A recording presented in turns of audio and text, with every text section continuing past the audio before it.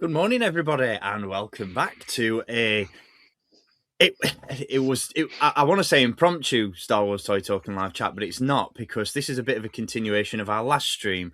But because we did it a little bit late on in the evening and we pushed the 4-hour mark, we didn't really get a lot of time to talk about toys, and that is partly my fault, so I do apologise. But we are back tonight, this morning, wherever you're watching from, to talk about all the new reveals that we've seen over the last couple of weeks, because we've seen stuff from Mandalorian and Grogu. Just a couple of days ago, we got all the new Maul Shadow Lord reveals, which were a surprise to be sure, but a welcome one. I'm sure we all agree on that. And as you can see, we're joined by a special guest. It's not just the three of us this morning. We do have joining us for this very, very special edition of Toy Talk and Live Chat, Courtney's Cantina, an absolute beacon of positivity in the online Star Wars community. So it is a pleasure to have you with us, mate. How are you doing? Thank you very much, guys. I'm doing very well. I am so excited to be here this morning to talk toys and Star Wars, and I can't thank you enough for having me. I love watching these streams. You guys know how much I enjoy this, and it has really been so much fun getting a bit more involved with the community, and it's been great the last couple of months. Really positive energy since like Black Series Most Wanted, really, for me. It's just been like infectious and great, and super excited just to chat something about something I love, toys. Well, we fucking love toys on this stream, don't we, James? Oh yeah. Well, let's get straight on into it then. Shall we start with some recent pickups, because we've got plenty of new reveals to talk about. But Dan, I think you were mentioning before we went on air, you've got some new additions to your collection, mate. So the floor is yours. Share away. Okay. Buckle up. It's not Lord of the Rings, is it, though? Yeah, it is. So, if you saw the last stream, we got spooky Galadriel. Well, now we've got normal Galadriel with a little sippy cup. Oh, she's looking on fleek. So I got this for a rate bargain. I did unboxed. Her cape's a little bit, little bit, but we can run that through the wash probably. Or I might leave it just for sentimental value. So yeah, we got Galadriel. And we also got this one, right? This one, just to preface it, goes for fucking stupid money. Really stupid money. And also, there's a variant on it which comes with no accessories and the wrong accessory as well. Actually, it does come with an accessory. It's just the wrong one.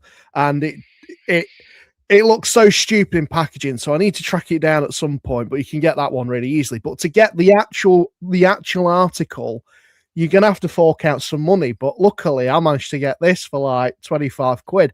So I'm buzzing my little nipples off. Look at him! It's it's the Minas Tirith guard. But yeah, a lot of them don't have the cape, don't have the helmet, don't have the spear, don't even have the sword, and he comes with the wrong dagger. And it's packaged sometimes in Iama's box, which makes no fucking sense. But yeah, this one, well chuffed to have this. It was in the box, but I ripped it out because that's up the value of it even more. Let's play a part in that. But oh no, I love him. He's crack-a-lacking. So yeah, they're the only Lord of the Rings figures I've got so far. I'm sure Steve will be pleased to hear. Can hear slight snoring coming through my speakers. Sorry, Dan, were you talking? I think I was, mate. Usually my mouth moves quicker than my mind, or the other way around. Well, you'll be pleased to hear we've got back on Star Wars. So I've got onto Whatnot, which I don't know if anyone's been on Whatnot. It's a hive of scum and villainy and some actual all right people. Mostly people try and sell Funko Pops and sell sweets for stupid money. And it's probably like out of date sweets as well. But there's been a couple that I've jumped on. There's a guy with really cool like wrestling like wrestling shop. I forget the name of his thing. I'll just randomly jump in and Superpower Toys. that's the one. Yeah, he's proper sound. He's the one who's hooked me up with some of the Lord of the Rings figures I got, namely the Orcs, which I haven't shown on stream, but he's really cool. And then there was someone else who he mainly does comics, but one night he just had like a Star Wars stream. So, all right, let's have a look. He was giving away like Star Wars Power of the Force figures for £2. Oh, I'm like, I'm having some of that. Come on. So first and foremost, he puts up this one. No, it was boxed. It was boxed. I have to say the packaging on it was proper pangers until I ripped it open because I'm a savage. But Mara Jade, how much are we thinking on that? well, she usually averages at least like 20-25 quid on eBay. Bosh, £11.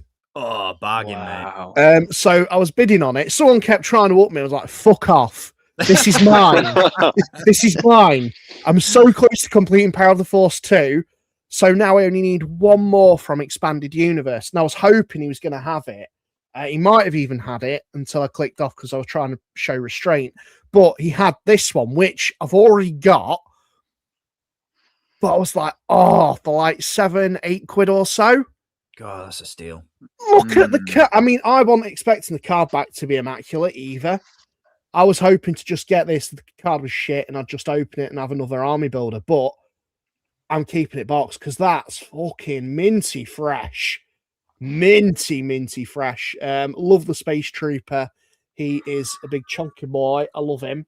So I got that in the deal. It doesn't stop there. I could have won an R4D4, but the Uber driver knocked on my door with my deliveries. Like, for fuck's sake! Could have got £4. It might have been the special variant with the special fee, but I'll never know because I didn't win it. But I did get this one, Mr. Traffic Cone himself, the Royal Guard, for £4. Bosh. And then I got Biggs. I think I got Biggs for £7, maybe cheaper. But again, he's one that seems to crop up for like more, like over a tenner or so. So yeah, I got Biggs as well. So I was very happy with that. And then I don't have it to hand to show you, but as anyone knows, I'm going to go on a little tirade here. Sorry, lads. Right, as you know, Star Wars. Don't get me started on this. So I'm in the same position as you last week, Steve. So I got this one day of release, right? And I completely forgot that the next one went up last month, and I missed it. And I'm like, oh, for fuck's sake! Sold out immediately, almost like well under 30 minutes, apparently. So I'm trying to track that one down, but then they put R2, what's it? R2KT. QTKT, I think. QTKT put her up, and I was like, right, I need this one. I need it. So I put my alarm on, ready and waiting. And as soon as I get there, I'm like hammering my details in to get it. And I've hopefully I've got it, unless Disney's made a boo. So hopefully that's not the case. But yeah, we'll see next time when you tune in. But Disney, fuck off. Can you just fuck off? Limit it to 2 people, not like a free for all. Because or just make more of them. Just make more of them because people are clearly buying them. You absolute cooks. I was fuming. I was absolutely fuming because I knew it was going up, but I didn't know what time. And I was out at work relatively early. And then when you dropped it in group chat, I was like, oh, fab. I've timed it pretty well because I just got out of my first job, so I can jump on and grab it. Gone. Still listed on the site, which gave me false hope. And then as soon as I went to add to bag, sold out. I was like, you son of... Because that's been... So far, that's been the... QTKT's been the only one that I've been wanting to pick up because I'm not looking to do the Builder Droid thing. I just want the figures. Yeah. And QTKT is one that I really wanted and gone. So, that's why I've kept this one carded, because if I can't get the full set, then I'm keeping them carded. That's it, innit? And if I do get them all, then I can open them up and have a big unboxing video and toy review. But just to follow up on what we mentioned towards the end of our last stream about flippers and scalpers and stuff, if you're one of those people watching who bought one of those droids and instantly, before it's even in your physical hands, you decided to put it on eBay for twice, triple the price, politely fuck off because you're an arsehole.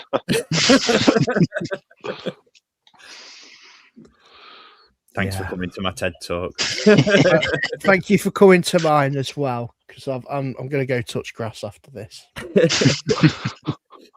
Well, I've got a couple of new bits in the collection. Have bought something, but it's more of an add-on to something I showed off on the previous stream. So my goal for Mr. Jango Fett when I picked him up as part of the new assortment of Black Series figures was I want him posed up on the shelf in a flight pose. So to do that, I would need a flight stand. So I've got myself a flight stand from Action Figure Essentials over on eBay, and it works a treat. I think I've managed to get it in a somewhat decent pose. James, what do you think?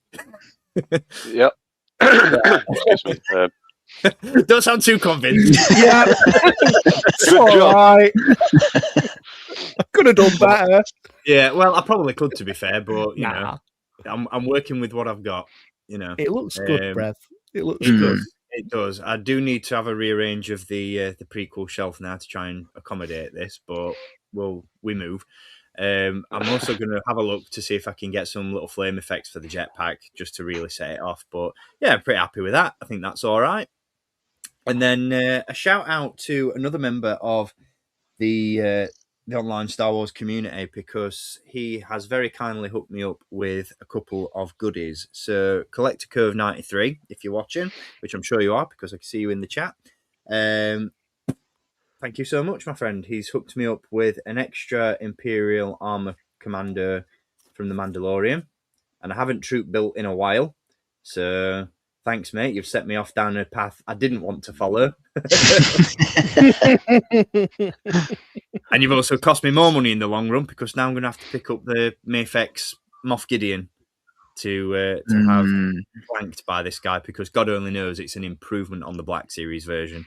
So yeah, hook me up with that. Very, very kind of you, mate. And something I knew was coming, because that was a bit of a surprise, but something I knew was coming because he told me a while back that he was going to send this one out. And Dan, I'm getting my own back on you now, because you can doze off if you want to, because I know you love a Spunko Pop. Oh, I fucking love my Spunko Pops. Nah. It is. Actually, in all fairness, you've piqued my interest because it is Proxy, and Exactly. Proxy is the GOAT. So Exactly. So, and this is one that I'd actually, until Collector Curve actually got in touch with me to offer this one up, I'd completely forgot that it even existed. So to get this one is really, really cool, because I love it. That's one of the things I love about Funko Pops, or at least used to love. They don't tend to do it as much nowadays. They tend to focus on stupid repaints like the Blueprint collection and the comic artwork collection, which, you know, they've gone down a Hasbro carbonized route for some reason. But I really loved it back in the day when they just used to make really deep cuts into the Star Wars saga and release characters that your casual fans probably had never heard of. And this one just falls into that bracket a little bit. Gaming greats, of course, and it is glow in the dark as well, which I didn't realise, which is a gimmick. Take it or leave it. But yeah, it's Proxy from The Force Unleashed, and I love it. Absolutely thrilled to have this in the collection. So Collector Curve 93, thank you very, very much, my friend. I do truly appreciate it. Very, very happy to have this one in the collection. And I'll be sticking that in the cabinet of Spunko Pops behind me. So cheers, mate. Appreciate it. And Hasbro, if you're watching, take notes. Black Series when? Oh, yes, please. yeah. So yeah, that's me done. Not a massive haul this week, but thank you once again to Collector Curve 93. Courtney, I believe you've got some recent pickups to share with us as well. Oh, yes. So, I mean, I'll put them on screen again because I do love this figure. Much needed update. I mean, I got the original. It was one of the figures that I was so sought after when I went to Celebration 2023. And I found him within like 5 minutes of getting in the hall. I was so excited. And then, I mean, those eyebrows dearie me, on that original head sculpt. I love this figure. I'm so excited to get some shots of it. My camera's packed up, but once it fixes itself, be it loads of Jango Fett. And then a figure that I'm really late to the party on, but I saw it on Pulse Outlet randomly for $15.99, the Temple Guard. I thought, nice. you know what? That is a steal. I missed it when it was on SAF. It sold out. And I was like, I can't let that one go and let it sell out. I'd be really annoyed if I missed it at that price. And I just love the paint apps, the detail, and just the different color scheme. And yeah, super excited to get some shots of that one. And then even later to the party, because this is a very old release, but I've wanted one of these since I was a wee boy. And I managed to pick this up. I think it was at like 40, 45, 49 pounds on Star Action Figures. I think they still have some left. I'm pretty sure In Demand Toys do as well. But Just going to add as well, Kapow Toys have it on as well, a little bit cheaper, but it's still a steal either way. It's just amazing. Like the weathering, the detailing on it, the wash. I was blown away. I didn't think it was going to be this big, so I'm not sure where it's going to live. But honestly, I was like a kid on Christmas morning opening that. I got it before we moved house, and I was like, I won't open it up properly. I'll wait until we've moved, and then putting Luke in the cockpit, putting R2D2 in. I was 5 years old again, and it was incredible. And then I picked up some Star Wars Unlimited cards. And another probably path I don't want to go down, but I've put myself down there anyway. My favorite one so far, because I love that little guy. Oh man! And I'm currently doing a rewatch. We got the last 2 episodes of series 1 to watch, but man, I love Andor. I love that show so much. More figures, please. Well, it's funny you mention it because I think going back to Dan's little tangent about the Disney Store Droid Factory figures, I think B2 is getting a reissue in June as part of the Droid Factory line, and apparently they've repainted. It's the same figure because they've already done a B2 in the Droid Factory line, but they're giving him a bit of a repaint. He looks nice. I think I might have to grab him and keep him carded. I didn't hear about this. I've missed that. That's new news to me. Shit, I need to get that vintage collection Andor then, don't I? June the 6th, I believe it's going up. Mark it on your calendars before the scalpers do. That's it. This is it. So yeah, I think there's a couple of weird droids coming out in that line. To be fair, I think the next one's from Solo, if I'm not mistaken. It's a weird little like it looks like a gonk, but it's not a gonk. It's more round, isn't it? DD double D or BD double D or something. Like a pair of double Ds. We're not past the watershed yet, mate. Come on. We're not in our usual slot. This is Saturday morning television. It's 10 o'clock. It's 10 in the morning, not 10 in the evening. Sorry, guys. You spicy boy. But yeah, it'll be. I'm interested to see how far they take that line and see how many figures they actually release in it. Because obviously we don't know. I think June's the furthest we know of in terms of what figures we're actually getting. So whether it goes past June or whether they do another build, I don't know what they're going to do with it. It's an exciting one to follow, but it's just it's equally frustrating. Yeah. So I hope they sort something out with that at some point. But off on a tangent in its own right, let's get on to some new reveals and let's capitalise on that momentum. Let's talk about the hot and spicy stuff that just dropped a couple of days ago. So obviously next month, Maul Shadow Lord will be gracing our screens. It'll be on TV and we'll all be enjoying it. And as Collector Cove mentioned in the chat, how nice and refreshing is it to actually have figures from a show revealed before the show airs? So so good. With that in mind, and we'll start with the man himself. Oh, yes. Like first and like before we get into the individual figures, like in terms of the show, are we all excited? Are we all giddy? Big excited. Does a bear shit in the woods? I know it's a pretty stupid question to ask you, Dan, because I know that Maul is your horny boy, but I've still got my bed sheets on with him.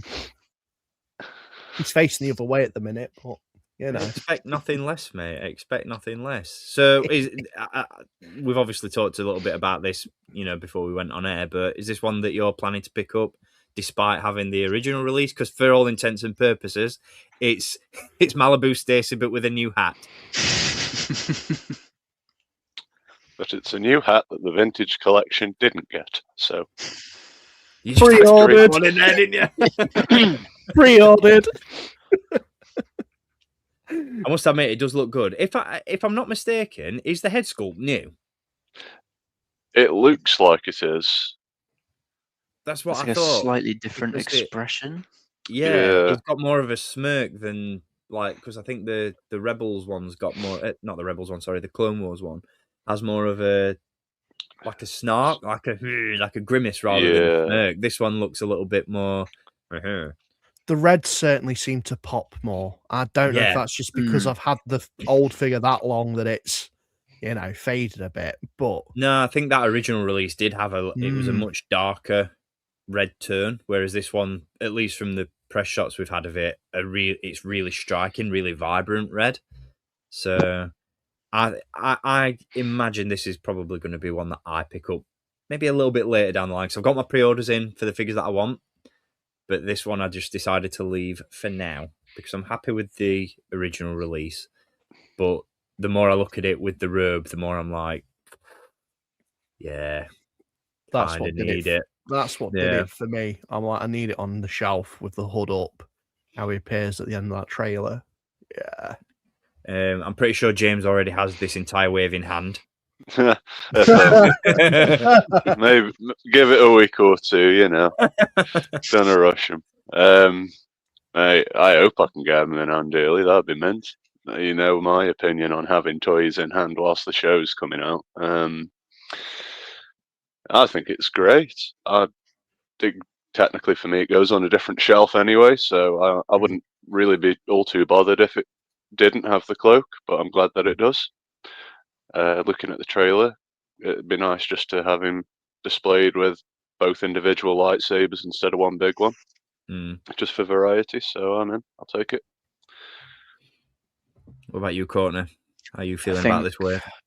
I think the wave overall, it looks amazing, and I'm all for having products revealed and kind of getting it in hand before the movie or the show. It just reminds me of when you used to go back to like Toys R Us back in the prequel days, and you'd have that big push and lead up, and it would build the hype and the excitement. And when they did those Mando reveals as well, that cranked up my excitement for the film all the way to the top. And I think it makes such a difference for me personally, like being able to see what's coming, get more excited, and just have the figure in hand while you're watching the show is great. And it seems like Hasbro are wanting to do that more now, which is fantastic.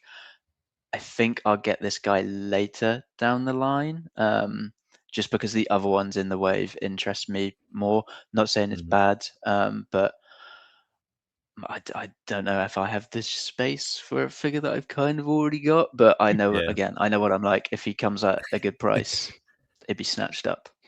Yeah, that's my mentality as well. I'm really having to cherry pick and fine tune the Black Series stuff that I pick up because my shelves are absolutely crammed at the minute. It's really, really tough to fit figures on there. I need to have a complete and utter rearrange, to be fair. But I think, like you just said, I think I'll wait for this one to pop up because I imagine this out of the four. I think this is probably going to be the one that sticks around the longest and is probably a little bit easier to get later down the line, and ultimately maybe ends up at discount or clearance somewhere. So I'll probably pick it up when it's a little bit cheaper. Do you know what? I'm saying that I might even just get it and switch it out for the Clone Wars one. just because of the subtle improvements that we've already talked about with this one. So yeah, I think I've just talked myself into a purchase. Damn it. Whilst be we're fair- talking about Maul, has anybody else ever been really annoyed by the vintage collection one? Not in the fact that it fucking exists, because that would be hilarious. But have you ever paid close attention to the lightsabers on that particular figure? Because the Phantom Menace hilt is gunmetal, and the Siege of Mandalore hilt is silver. Like, who made that creative decision, especially on a re-release? Because that's inaccurate. I fucking hate that. I just thought I'd, worm it in there whilst I'm on about it. Until you had mentioned it, I can't say I'd noticed. I fucking hate it, mate. It does me head in. It's just wrong. What I thought you were going to say when you brought up the TVC version was the head sculpt, because I think, to give the devil its due, that head sculpt on that TVC Maul is very good, yeah. Absolutely mint. And I'm slightly puzzled as to why that's not been upscaled into Black Series, because it is so good. I mean, don't get me wrong, I've advocated in previous reviews and streams and stuff that I want my figures to have more emotive faces, and I think a variety of expressions is something that I really appreciate about this figure. But the likeness on that TVC version is so good. It would have been really nice if they'd have, brought that into the Black Series line. But it's not a criticism. It's just, it's a commendation, if anything, that they've done a really good job on that 3 3/4 inch version. But yeah, I like this. It's a good way to, whet the appetite and, give us a sign of what's to come with this series. But a figure that was an instant pre-order for me, and I couldn't believe that I'm still like, it's one of those, like, we're in the midst of planning an expanded universe Black Series wishlist stream. And this figure, despite not being from the expanded universe, it feels like one of those really deep cuts that belongs on a wish list rather than in the actual line. And so to actually have this as a figure that's coming out just feels absolutely crazy to me. And I am so excited.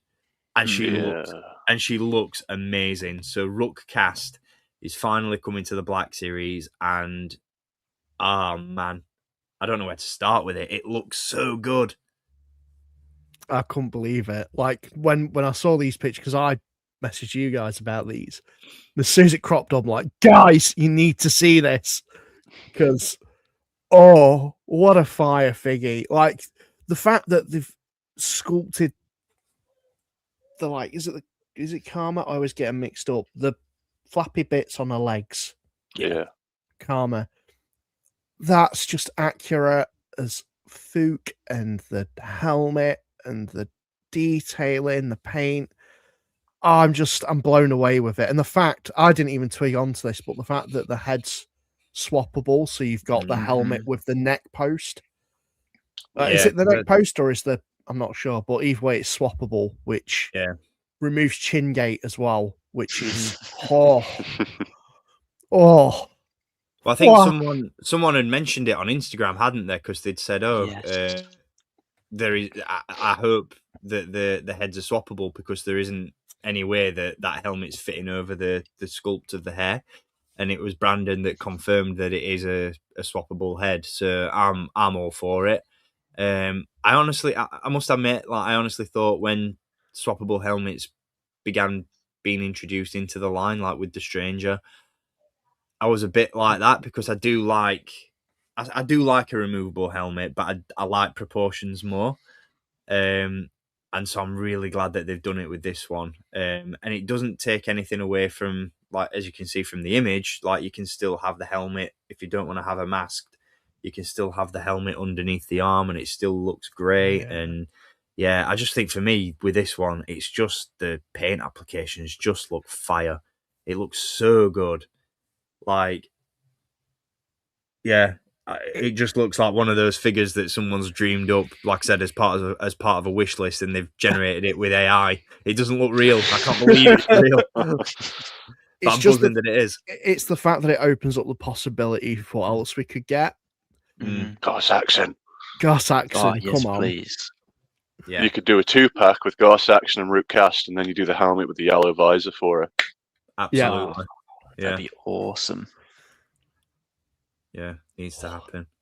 Just the like the possibility of seeing more sort of like Clone Wars era Mandos as well. Mm-hmm. Because On the horrible Django body. yeah, exactly. it's that gets me excited as well. Like don't get me wrong, I love the Mando era Mandalorians, but I'm a little bit burnt out by releases from that era at this point. At least when it comes to Mandalorian Warriors. So I think to dive back into this era a little bit more. Oh man, yeah, Gar Saxon, top of the list. It's got to happen. And then Fen maybe Rao would be cool. yeah, Fen Oh, Rao. yeah. Who did I pitch on our Rebels wish list? Fair Ursa enough. Wren. Ursa Wren. Oh, no, yes, sorry. Mm. Yeah, Yeah. That There's would just be a the great one. possibilities are endless. Just- But this is a really good sort of like indicator of where things are going. I think. More different colours other than blue, please. Yeah, Yeah. absolutely. That's Lord. I knew one of us was going to drop it. Yeah. No, it's a good point. It's a very good point. It adds that diversity into the shelf. It shakes it up a little bit from an aesthetic point of view. Man, I'm so excited for this one, and the jetpack as well. Like I love the design of that. Mm. It's just such Yeah. a cool looking figure. Mm. I'm absolutely buzzing with it. I can't stress enough how excited I am. Like I must admit, like I've not got because as we've touched on in previous shows, like I've got this horrible habit of only watching Star Wars TV shows at least once. I don't tend to go back and revisit them. So, in terms of my over familiarity with Rook Kast, I was a bit like I'm scratching my head. Like, let me just go back and replay in my mind where she popped up and the relevance to the story. And then I was like, oh yeah, actually, it's a figure that we've needed for quite some time in terms of the relevance. So yeah, absolutely buzzing. Also Touching on- voiced by Vanessa Marshall. Yeah. Yeah. Yeah. Touching on the jetpack, though, that I've just, as you said, Steve, potential for the armorer to have a redo. Ooh. I don't know if the jetpack's accurate to. I know she has a similar sort of one, but I don't know if it's 100%. There's probably some differences somewhere, but it's a good point you make. I mean, they've done it in TVC.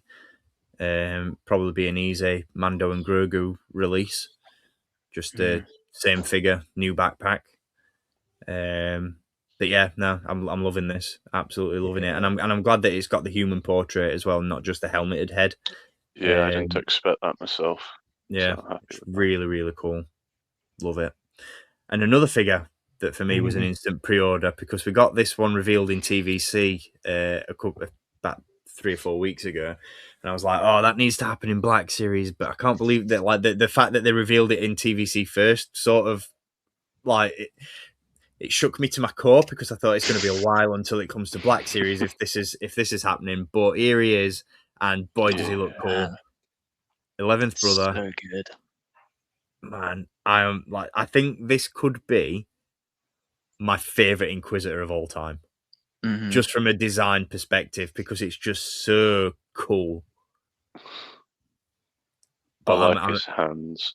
Yeah, yeah, I do. It's just something totally different and so unusual from a design perspective. It's just I don't know. It's just one of those figures that's just going to stand out so well on the shelf amongst all the other. I want to say not more Star Wars-esque designs, but it's like I said, it's just so different. It's so bizarre aesthetically, but it just looks great. It looks really, really good. He's really got like shelf presence. I can already just picture him. Like it's gonna just look so different but cool. And I think this is probably my favorite of the wave.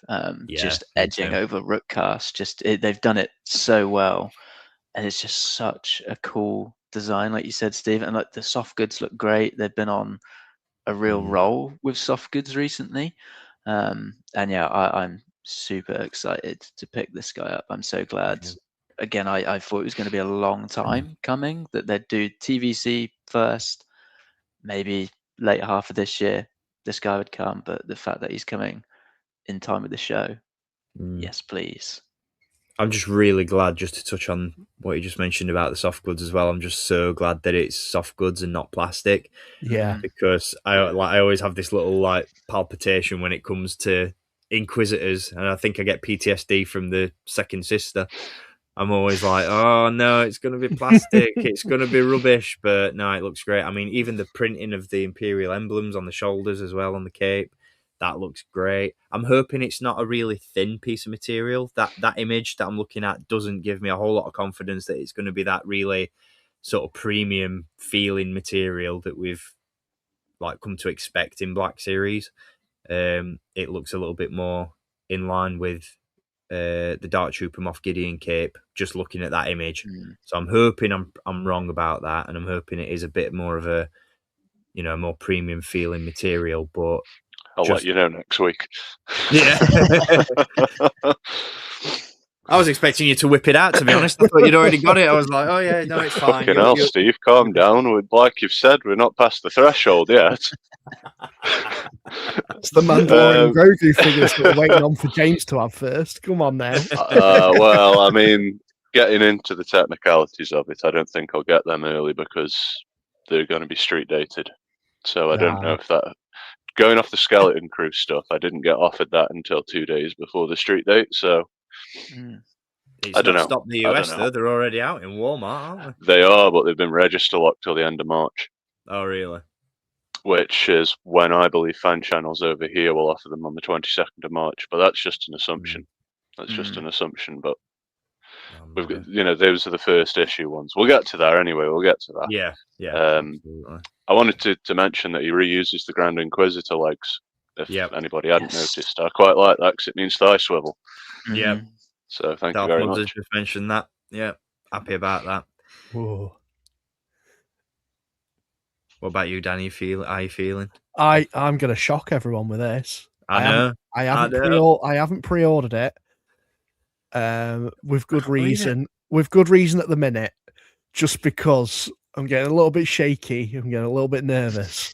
Because the amount of pre-orders I could have on. I was the same with the Mandalorian wave. I've only got 2 figures, well, 3, including the Deluxe Mando, on pre-order. And because distribution at the minute has been a little bit slow, let's say, in the UK, I can just envision myself having all these pre-orders and them going out at the same time. I'm exactly the same as you. And I was like, oh... Go on, James. I think you'll be all right, mate. I don't think this wave's solicited until July. So yeah, but we've seen it in the past. They say July, and it comes out way earlier. And and then they have like 2 waves or 3 waves of figures coming out, and I'm like, oh no. That was my concern with the Mando wave, because I've obviously got the last fan channel wave on pre-order with Kyle Katarn and Quinlan Voss and stuff. And if I'm remembering correctly, like they're due roughly around the same time, and I'm like, oh no, what have I done? But then it's like, it's only money. We've discussed this at great length, my friend. It's all made up. It's all made up. It's a societal construct. So who cares? Yeah. I wish my landlord thought it was made up. Jesus. But no, I've reserved myself to Rook Kast and Maul from this wave because obviously Maul's my boy. Yeah, Maul's my boy, and also if I do have the extra funds, which I probably will, I'm just being cautious. As soon as I find out Forbidden Planet's got them in, I'll be like, oh, I can off on my break from work and pick up some toys and sit at my desk just looking at it like. You've got to save something for the brick and mortar hunt. Yeah, and especially with the Mando wave, them Stormtroopers. Jesus Christ, I'm going to be army building them like a nutter, I think, given the different combos you can do. Yeah. So. Well, that's where the final reveal from Maul kind of falls into in terms of my collecting habits, because I Haven't pre-ordered this one. Yeah. Devon Izara, if I'm getting that right. Completely new character to be introduced in Maul Shadow Lord, and yeah, I'm just waiting on this one just to see how the character plays out in the show. You know, whether I forge a connection with her and whether or not I want to dedicate space on my shelf to the character. Don't get me wrong, as an action figure, it looks absolutely awesome. I'm loving the look of this one. Like, the cape looks fantastic. It's a Twi'lek, so it's always good to get a new alien into the collection.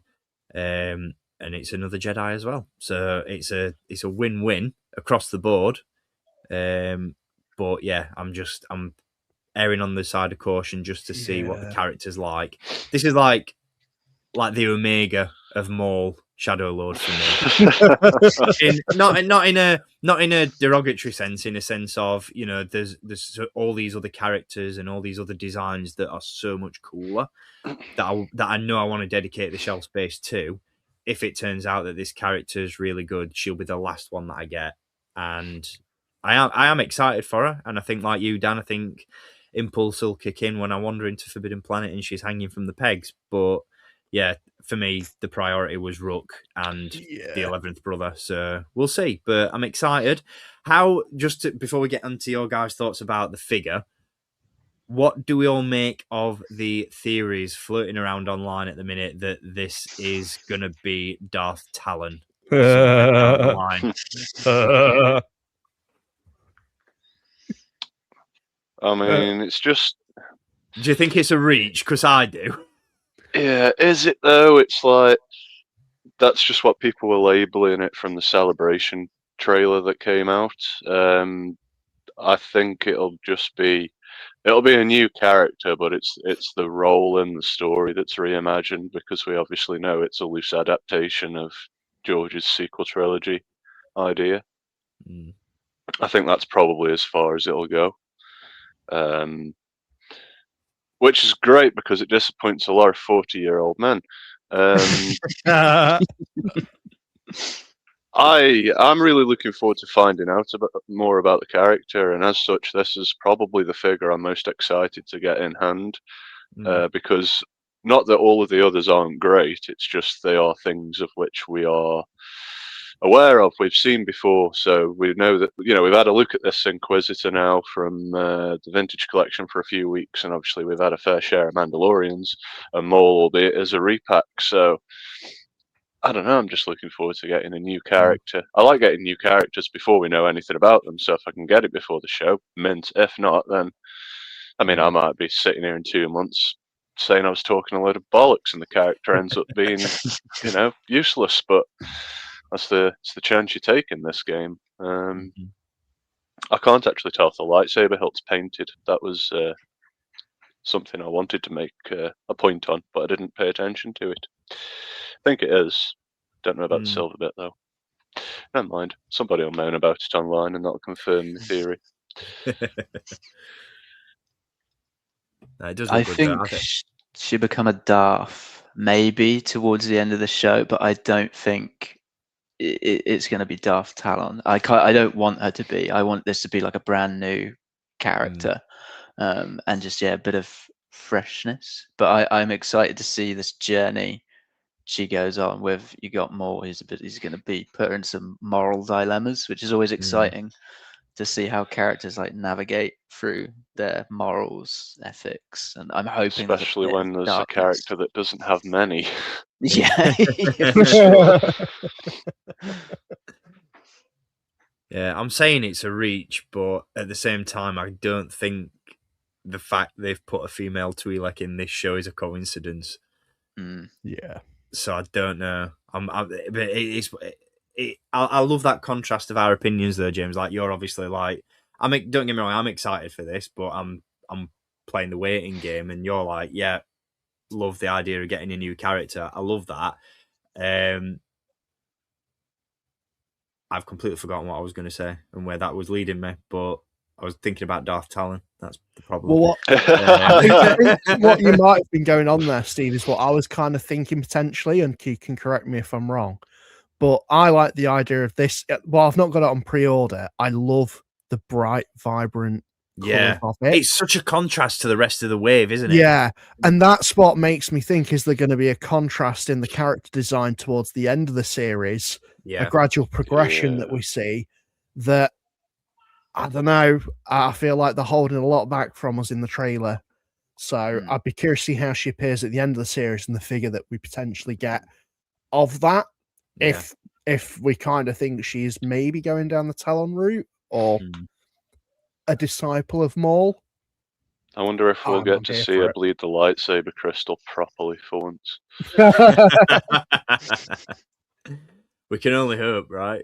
But I, like I said, just as a figure, I'm loving this. I love that they've packed it out as well. Like, you've got the lightsaber, but you've also got the cloak as well, which is plastic, if I'm not mistaken, and it looks really, really good. I think, like you just said, Dan, like just that contrast of the colours and having that bright, vibrant character amongst all this dark, it's so cool. Just to touch on something else as well, the fact that you can store the lightsaber on the back. I saw that. I really like that. Then also you've got the little loop hook and loop system on there as well, so you could have it dangling. So I'm kind of like, is that a bit of a Kanan throwaway, where she kind of conceals the fact that she's a Jedi and then starts to embrace the fact that she's a Force user? From the trailer, which I've ashamedly watched probably too many times, it does seem like she's, sort of keeping herself to herself for a little while. Obviously, it's supposed to take place just a year after the Clone Wars ends. So, you've got that cloak there. It's a nice place to hide a lightsaber from plain view, I suppose. Yeah, it's going to be interesting how it plays out. But I've just got this idea that she's going to have just like a terrible fate befell her, because when we meet Maul in Rebels, he's wasting no time. He's like, "Oh, young boy Ezra, you're now my apprentice." Yes, it's like he gives no fucks. Proper child snatcher vibes. It seems like they're going to write it in the way that, are we going to see him, get a little bit more humane in terms of how he treats people? No, are we? Fuck, like that. If he can't get something out of it, he ain't doing it. No, I think we're going to start seeing that descent into madness. Not that it wasn't already an absolutely not case, but just we're going to see that. Like, we're going to see Maul's mental state take an absolute hammering in this show, I think. I can't wait to see Maul try and push the boulder up the hill just for it to roll back on himself. I'm so here for it. It's a cracking set of figures, and just to round out my thoughts on this assortment, like, I'm so glad that we got these as a surprise and that they weren't promoted in advance, like through a fan stream or anything like that. The fact that they just, random drop. You were just scrolling Instagram 1 minute, you put your phone down, you pick it up again later on, and then you're scrolling again, and then there they are. It's like, whoa. I love it when they do that. Wake up, new figures just dropped. Yeah. Literally. It's really refreshing. And I think, just generally it's just really cool to have these revealed before the show is on screens. And I quite like the idea of them not being available till July, because it's like, they're coming. So you watch the show and you get hyped because you're seeing these characters that you're going to see as action figures in a couple of months. And then once the show's done, it's like, right, give me the figures.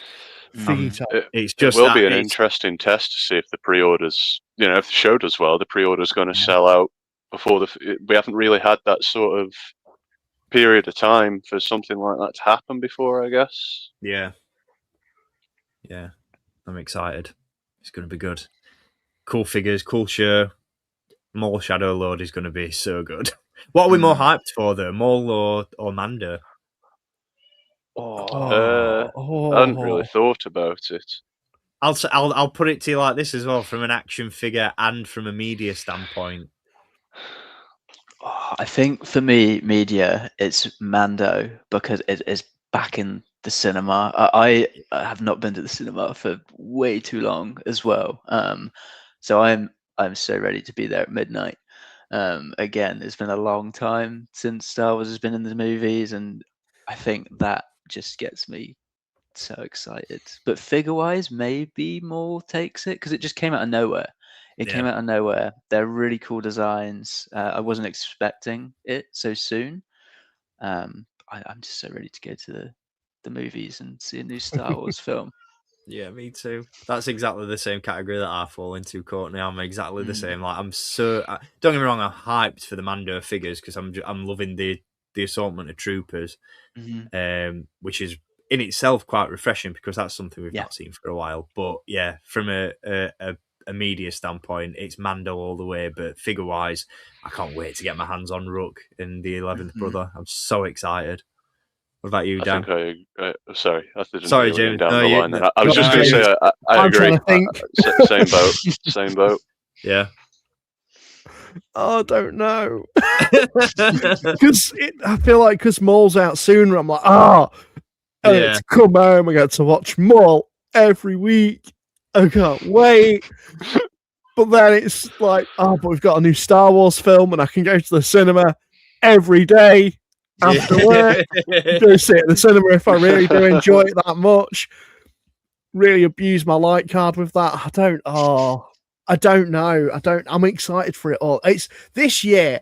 I was just sat thinking about it. I'm like, I fucking love toys. I love this year because did anyone see Brandon's story the other day? Which one? Yeah, I know. That's yeah. The one where he had the picture, because obviously Empire's doing the feature on the Mandalorian and Grogu. Oh, yes. Yeah. And he put a picture of Rat of the Hut and the notepad. Yeah. And I'm sat there, and all the other streams I've been like, no, we're not going to get Rotter. No, it's not going to be Embo. No, it's not going to be that. And then fundamentally, I've just been, with Embo alone, I've clearly been duped with that. And I've got to eat my hat at that point. I reckon we're getting him. I think he's just been coy like many other times. Yeah. But I'm going to get a big hench fucking hut on my shelf with his axes, and it's going to be fucking good. I want that big lad. If they're doing him in Black Series, he's going to need a shelf of his own with Mando properly like having a great fight with him. But yeah, exciting year just generally. Isn't it? I love seeing the internet. Sorry, Steve, go on, mate. No, I was just going to say, I thought as soon as I asked the question, like, what are we more hyped for? I thought, why am I even asking that question? Because it's equal hype, because we're just eating so well.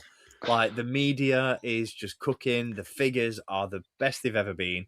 Man, it's fire. It's all fire. Just thinking, towards the end of this year, we've got the 9th Jedi. Yes. Yeah, October, right? So it's like, are we going to get figures for that? Because if they've done Ronin, hopefully Ahsoka season 2 hasn't been pushed a year as well. Mm-hmm. Yeah, that's due the end, or supposedly the end of the year, isn't it? Towards the end. I'm hoping for August again, like the first season. I wouldn't be opposed to a Christmas release though, if they did decide to push it a little bit. Because having that was one of the things I loved about Mando, is that it used to drop in around November, December time, and having that to watch with the Christmas tree up and stuff. Because that's the thing. It's sort of a precedent that Force Awakens set. Because when Force Awakens came out and it was you're getting it in December, I hated it because it was like all the other films prior to that had come out in May. And I was like, I don't like the idea of it coming out in December. But then when it did, it was like Christmas, Star Wars. Yeah, exactly. Star Wars story on the tree. My two favourite things combined, and it was just like, yeah, I love this. I love having Star Wars at Christmas. So I wouldn't be opposed to it. I wouldn't mind Ahsoka season 2, November, December time. But I'll just be glad whenever it comes out. To be honest, I can't wait. I'm so excited for it. Did you see the little? I'll not say leaks because there's not been any. It's not like official. But there was someone mentioned something about what was your somebody had mentioned something to someone. I can't remember who it was who'd had this conversation, but someone had said something, and it was, what was your favorite part of filming season 2? And it was getting Ewan to hold the something. that saber or something, and it was like, is that confirmation that we're getting the full-blown Clone Wars flashbacks? I heard one where fucking hell. He let something slip, Ewan McGregor did, about Ahsoka Season 2 at a convention on a panel, and then he tried to... sorry, dog's barking, don't know if you can hear that. He tried to play it off as if it was his wife, Mary, that he was on about in regards to filming Season 2. But it's got to happen. It's got to happen. Look at it. I'm guessing this is news to you, mate. Well, I've been hiding under a rock, apparently. I mean, if we're going down this fucking rabbit hole, I read that they apparently, when Hayden infamously cancelled Manchester and broke my heart into several pieces, apparently that night shoot they were filming a big fight between Anakin and Baylan. That's what I heard. So. Oh, that would be amazing. Oh man, I think it's just going to fire on all cylinders. I would think that anyway with no information because I'm a Clone Wars simp. But I read long ago that Dave didn't know he was going to get a Season 2. Obviously, it took a little while for Lucasfilm to greenlight it, or for Disney to greenlight it. Now we know that the path is a long and hard one. But I read that because he doesn't know whether he'll get another season after Season 2, like he's just putting everything into it so that if they don't renew it again, it's at a point of he can be content about it. So I'm just expecting the best stuff. I think there's so much, there's so much more possibility now for that story to go even further, given the leadership shake-up. Yeah, I was going to say. Well, I mean, yeah. I think before, because I think that there were a lot of rumors circulating, weren't they, after Season 1 finished, that it was unconfirmed whether we'd be getting a Season 2. And I thought, to have that story end where it ended and to not get any follow-up would be absolutely criminal. So when they confirmed Season 2, I was excited. Then the leadership shake-up happened, and I was like, okay, this is going even further. I think maybe the story gets wrapped up in Season 2. I don't know. In a way, I kind of hope it does, because I think you run a risk by prolonging these shows and having them drag out for as long as they do before you move on to then something new. It's always nice to get a nice... That's what I loved, despite ending on a bit of a cliffhanger, but it felt like its own self-contained story about the Acolyte. I really liked the fact that it was just this limited series. It told the story it needed to tell, but then there was also room for it to expand beyond. There's a load of juicy shit coming out about what Season 2 would have been as well now. Yeah. So but I kind of feel like Season 2 is the show that everybody wanted, but we had to have Season 1 first to build to it. Yeah. And because everybody was prejudgmental and couldn't fucking stop waving their dicks around the internet, it ruined it for everybody. What if Ahsoka Season 2 is leading us into this supposed film that brings everything together? I feel like that's what Mandalorian Grogu is potentially going to point to, at least with a certain character introduction. Yeah, they can't bring Thrawn back into canon, into live action, spend all these years developing him, and then not put him in a movie. Yeah. Yeah, because that was the main sort of like conversation, wasn't it, when the Mando movie was coming out, that was going to be the culmination of everything that we'd seen. But now it just looks like I've said to you guys, I feel like Mando and Grogu is going to be a feature-length episode of the show, and the most important parts of the story itself aren't going to happen in the film. They're going to happen. Maybe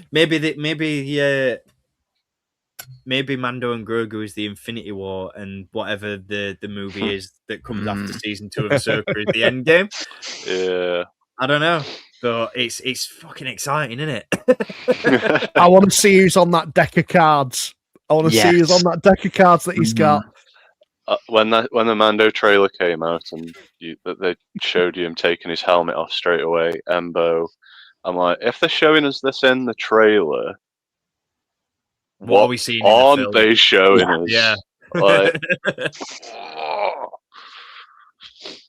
There's going to be some big stuff happen that we don't know about until it's like literally unveiling in the cinema, which I'm so excited for it. I can't wait. So hyped. Bring on May 22nd. That's all I'm going to say. Bring it on. I hope the next 2 months aren't a slow burn.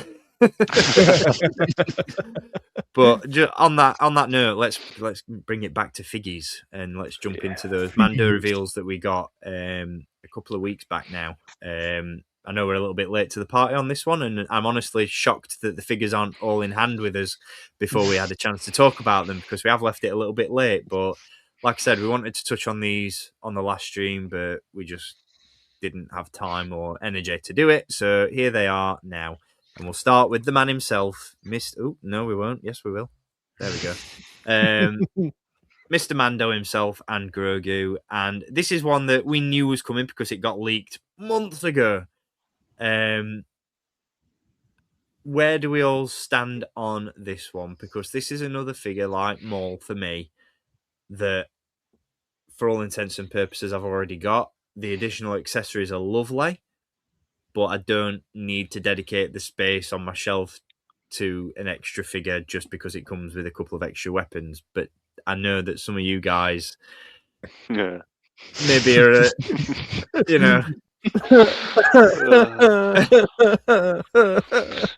Dan, what did you do? I bought it. So did I, Dan. He has a sniper and he has a sword. That's enough for me. I feel like such a cliche because the selling point for me on this figure is the different pose for Grogu, because that's the only, like, other than the weapons, that's the only different thing about it. Don't get me wrong, like, this figure is incredible. It's an absolutely great sculpt. The articulation's fire. It's phenomenal. But I already have it. So I'd be buying this. I'd be buying a deluxe figure for extra accessories, and I just don't know if I can justify £34 for a couple of new blasters and a different Grogu, because I've got God knows how many of him in the collection already as well. Until you watch the film, and then I watch the film. Well, this is the thing, because if they do release Road to the Hut, I'm gonna need Mando for the sword, aren't I? That's it. I like that Grogu goes on his shoulder like Pikachu. I think that's fucking neat. Yeah. That's very, very cool. And also, he doesn't have a stupid peg in him either. Sorry, Courtney, just to add that. Just to dig into vintage collectors just a little bit. See, I'll have to defend him a little bit there. Go on, Courtney, after you, mate. I think when this was leaked, I was the same as you, Steve. I was like, that's an easy pass for me. I like the accessories. And then I saw the glam photography and shots and just Grogu on the shoulder, and I was like, "You got me. I'm putty in your hands, Hasbro. you don't need to work hard. I'm an easy target." But I think, I'm hoping they do a rotter to go with this guy and the swords, and you can get a really cool little vignette on your shelf of those two throwing fists. It's going to be awesome. Yeah. I hate doing these streams because I talk myself into spending money. And other people talk me into spending money as well. I have often been told by many people throughout my life I am an enabler. I'm not saying anything, mate. And I'm not apologising for it. I'm not expecting you to, mate. I wouldn't want you to apologise. You've got nothing to be sorry for. The world is shit, and I am providing medicine for the sick. Exactly. And Dan's holding that, and Dan's going to hold that medication for a bit. Oh, I will, mate. Toxic. Oh, it's Dan's my patient zero. He's like, I don't know if I should get it. I'm like, you need it. I've got to get it. I'm curious. Just going back to what you mentioned about Grogu being able to sit on his shoulder. Is that practical? Like, does it actually work, or is it something that they've put in the glam shots? Because we've had this before with Cal Kestis and BD1. Is it something that we're going to have to like fumble?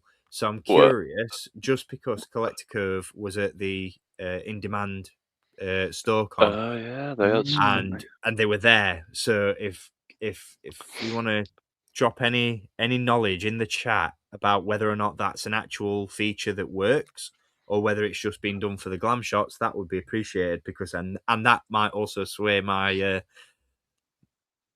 decision on this one. But you know, after watching the trailers and all the different spots that we've seen for the film, I really hope that we don't get another mainline Grogu release. Oh, But at the same time, I really wish that this figure came with the speeder pram. Yeah. Because if it did, I would have bought it straight away. Well, I can provide a little bit of insight on him sitting on his shoulder for you, because if you study one of the glam shots enough, he holds on to the jetpack. So there's a little piece. The jetpack has it already on there. There's like a little antenna on the back of it. Oh, and in one of the glam shots, nice. you can see his hand holding onto it. Okay. It's the vintage collection one that has the peg, I believe. Right. Okay. But That's a this nice should way of doing it, relatively in stay jetpack. there.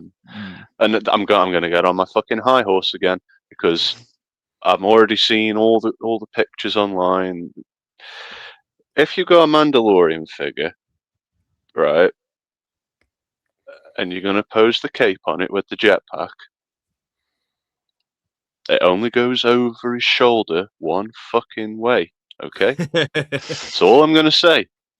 The shoulder which Grogu is on is the shoulder that the cape goes over. You never see it over the other side, so please do it fucking properly. Because that's why I don't think it's got a peg on it. So you can that's the way it's got to fucking go. I see even Hot Toys collectors. I see so many people fucking doing it. I'm like, how can you do that to something that's supposed to be the most accurate representation of a character as an action figure? You could say, this isn't the way. You done. Very good, sir. We don't pay you enough.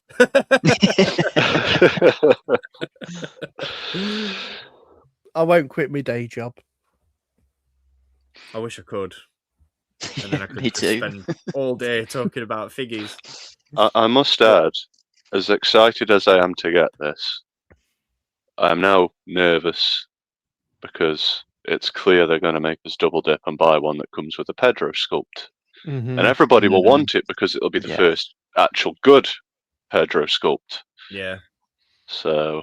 Yeah, that's probably the one that I'll get, because I've yet to, other than the TVC version that came out years ago, I've yet to get a Black Series unmasked Din, and I've been so tempted every visit to Forbidden Planet when I've seen the Mr. Fantastic Marvel Legends figure. Thought the same, Steve.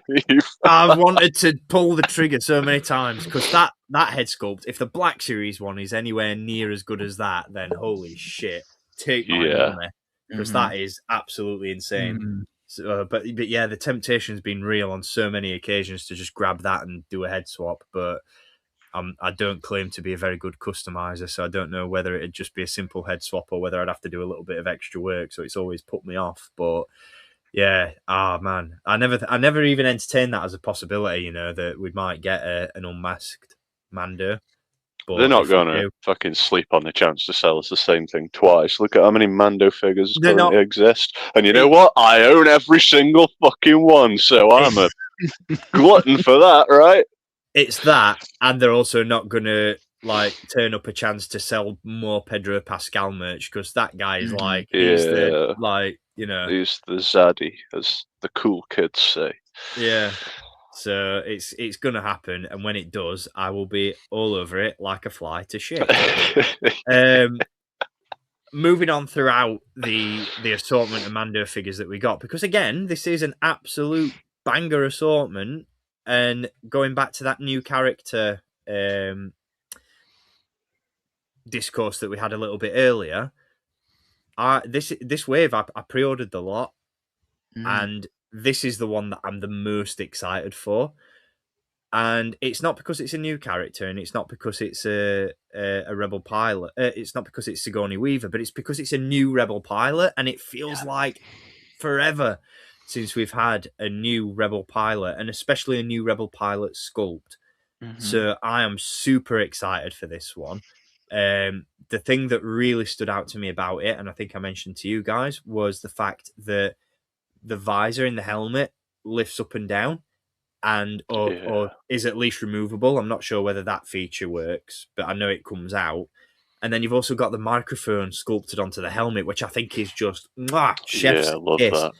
Absolute chef's kiss, and I cannot wait to get this figure in the collection. And the fact that it's Sigourney Weaver, the fact that it's a new character is just a plus. But yeah, I'm super excited for this, and I'm keen to see her in action as well. I can't wait to see it. Like if Colonel Ward is, because the shots we've seen of her in the trailer so far have just been, at the desk in a very bureaucratic role, shall we say.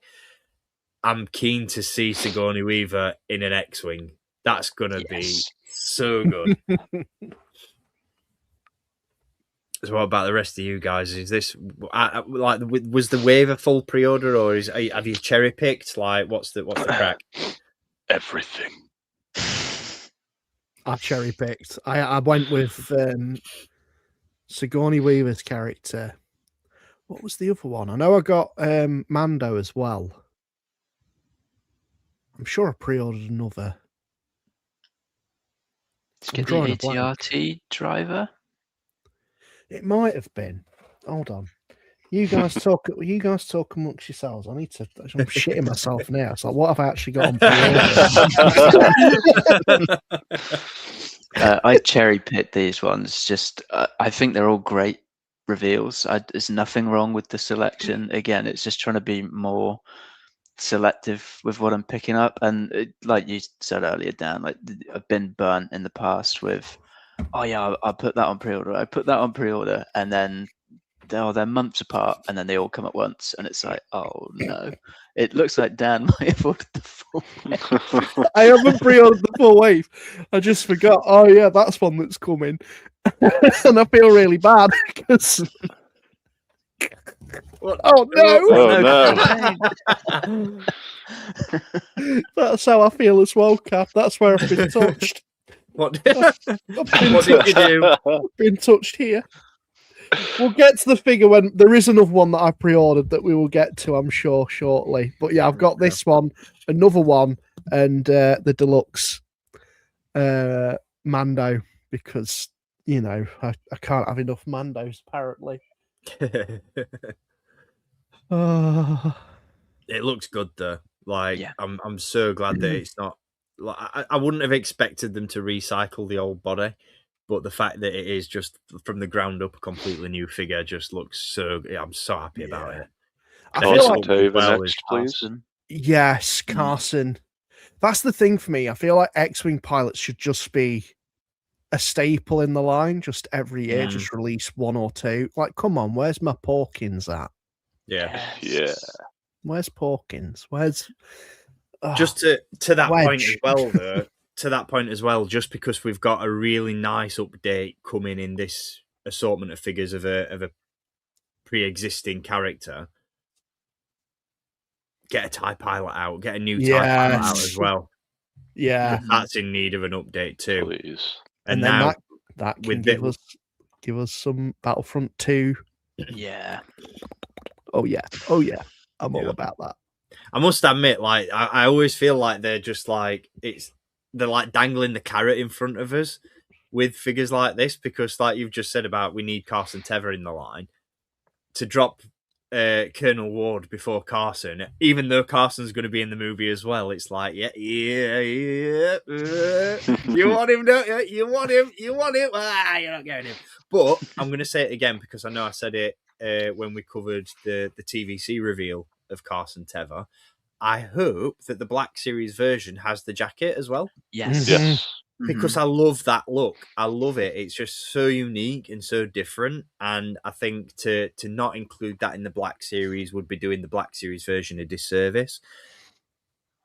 I know that some people will probably not agree with that because they prefer their X-Wing pilots to be just that, X-Wing pilots, but you've got no X-Wing to put a Black Series X-Wing pilot in, so it doesn't matter if he's wearing a jacket or not. And I think it just add that different. What they could to the really show. do. What they could really do with Carson is, I know people might come at me for this. Don't include a blaster. Just give him interchangeable arms, so you can do it like the WWE figures. I never got this. The flying X-Wings, they don't need blasters. Fuck off. Luke's an exception, but anybody else? Why? I'd only say in terms of Carson because you do actually see him in that scene when he's with Filoni, Trapper Wolf. Well, yeah. He's got the gun out. But even so, I'm with you on that as well, James, because you've got him as an X-Wing pilot. You're going to have him in like X-Wing pilot kind of poses, sat on crates and just chilling, getting ready for battle. So, yeah. Also, X-Wing pilot Zeb Wen. Oh mate! That's the version we all want, right? Not the people clothes version that we've seen. Yeah. Absolutely. I mean, if this figure's anything to go by, and even if like the original Zeb is anything to go by, like that figure would absolutely slap. But no, I think just going back to Colonel Ward, like I'm loving the head sculpt on this one as well. They've done a really good job with that Sigourney Weaver likeness. And yeah, just the figure itself is just like it. I am more excited for this figure out of the bunch just because it's a new character and it's a vastly needed update on an X-Wing pilot body. But I'm super, super, super psyched that the majority of this assortment is made up of Imperial troopers because it's pulled me back to a time I kind of like put to the back of my collecting habits. Like I used to be an army builder back in the day and I loved troopers, and since the scale's gotten bigger and real estate has become a bigger commodity in my room, I don't tend to do it as much, but I had to do it with this bunch because I mean we'll start off with, because I'm going to save my personal best till last at least, but the fact that we're getting 2 new Remnant Stormtroopers, and I love these so much because I've said in past reviews and streams and stuff that I think the Stormtrooper sculpt that we now have in the Black Series is pure perfection. I think there's very, very little space for improvement with that figure. You can probably adjust the helmet slightly to make it more accurate, but articulation wise, proportions, just overall skull, like I think they've mastered the Black Series Stormtrooper. I don't think we need a new one for. Well, I think we're done. Just to build on what you said in our Gaming Great stream as well, though, Steve. I think they've listened to us. They've listened to us where we said we wanted interchangeable parts and accessories, and they've incorporated that as well. Absolutely. Little off-catch kid. Appearance. Nice surprise. That's Fievel. Anyone seen American Tail? That's who he's named after. Great film. Brilliant. This is why I keep my door shut. But yeah, no, Dan, 100%. Yeah, interchangeable parts. I love this. I love, especially the one with the pauldron, because one of them's an exclusive, one of them's mainline. I always forget which one's which. The brown leg is an exclusive. But yeah, I love the fact that you can buy multiples of this figure, the one with the pauldron, and you've got essentially 3 troopers in one. Because you can remove the pauldron and just have the pouch. You can remove the pouch and just have the pauldron. You can have the pouch and the pauldron. You can have a standard trooper. 4 troopers in one then, effectively. Awesome. I'm absolutely loving it. And can we just take a moment to talk about the weathering? Yes. Oh, baby. Beautiful stuff.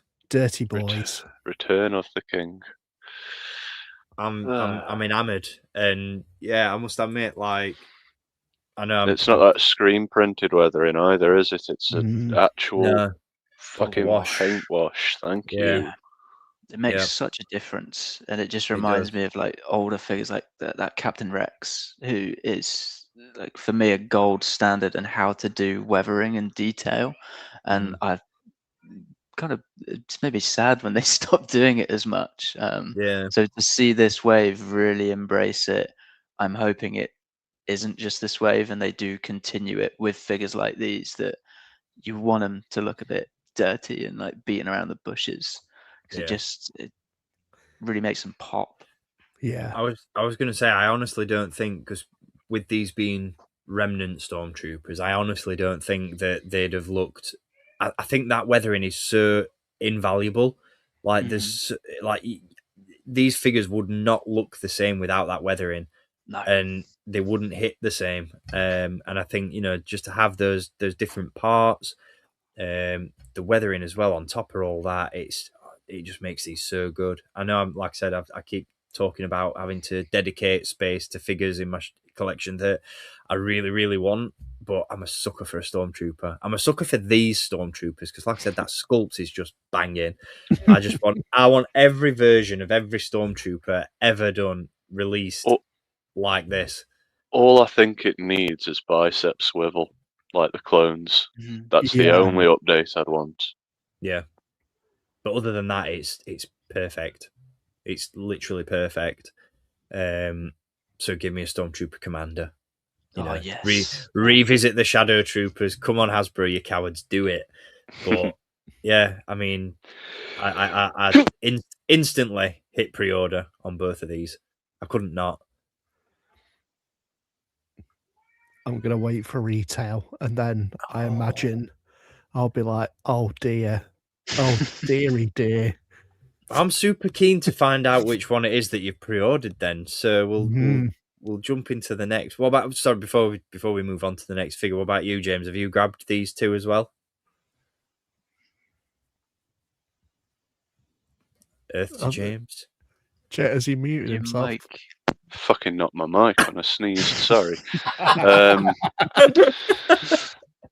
I ordered both of them. I ordered two of the one on the left. If you actually look at the vintage collection 4-pack that they've done of these guys, you can see the different variants on the illustration. Just if you give a shit, I don't know, you know, like if you actually want them accurate on your shelf, or if you just want to make up your own combinations. Yeah. So I'll have one as you see, and then one with the just the pouch, I think. Yeah. About you, Courtney, are you in on these or I've waiting not out? pre-ordered them, but I'll definitely be getting the one on the left just because I like that the different looks. I love it when you get a figure where you can have multiple looks just out the box, like the Stranger, the Hoth Trooper. Those are some of my favorite ones just because you mix and match. It'd be great for photography. You just swap the accessories around, build out a large scene with one figure. Yeah, that's great for me. It just gives the value for money because it's essentially you've already got Stormtroopers, but it makes it more exciting, makes it more for me. Yeah, I will pick that up. I can do a lot more with that. I mean, if I see the brown one out and about, I'm gonna buy him probably. I've just had a little mini brainwave as well. I think because I've seen mixed reviews on it, and therefore I've yet to pick it up. I think I'm gonna have to buy a second one of the Stormtrooper with the pauldron, and I'm gonna have to buy myself a Sand Trooper and swap the parts out. Oh yeah, that's a great shout. Yeah. Spending money in my head again. You've made me do a think now as well because I've got a bit of a Sand Trooper group in. Oh fuck. The master has become the apprentice. Now who's the enabler? This is the problem though as well. Like you touched on, Courtney, the fact that you do your photography and you sit there, and I've got like it where I'm like, oh, I've got an idea for a picture, and then you think, oh, what else do I need? Oh shit, they've done this. And it's Mhm. just the fact that you can buy a load of different stormtroopers, have different stormtrooper looks, as subtle as they are, but they're still going to look different in camera. Yeah, it just makes the photo pop a little bit more, and it makes for an interesting scene. And it's then not like, it's not like you've taken the original stormtrooper that they've done, bought another one, or just duplicate it in Photoshop. You can actually tell. you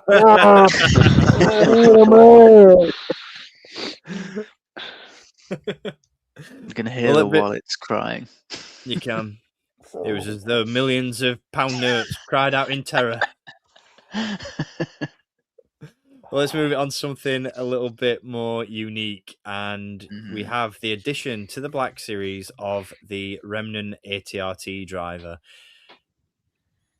I must admit, this is the one that I am the least excited for, but I pre-ordered it anyway, and I'm not really sure why.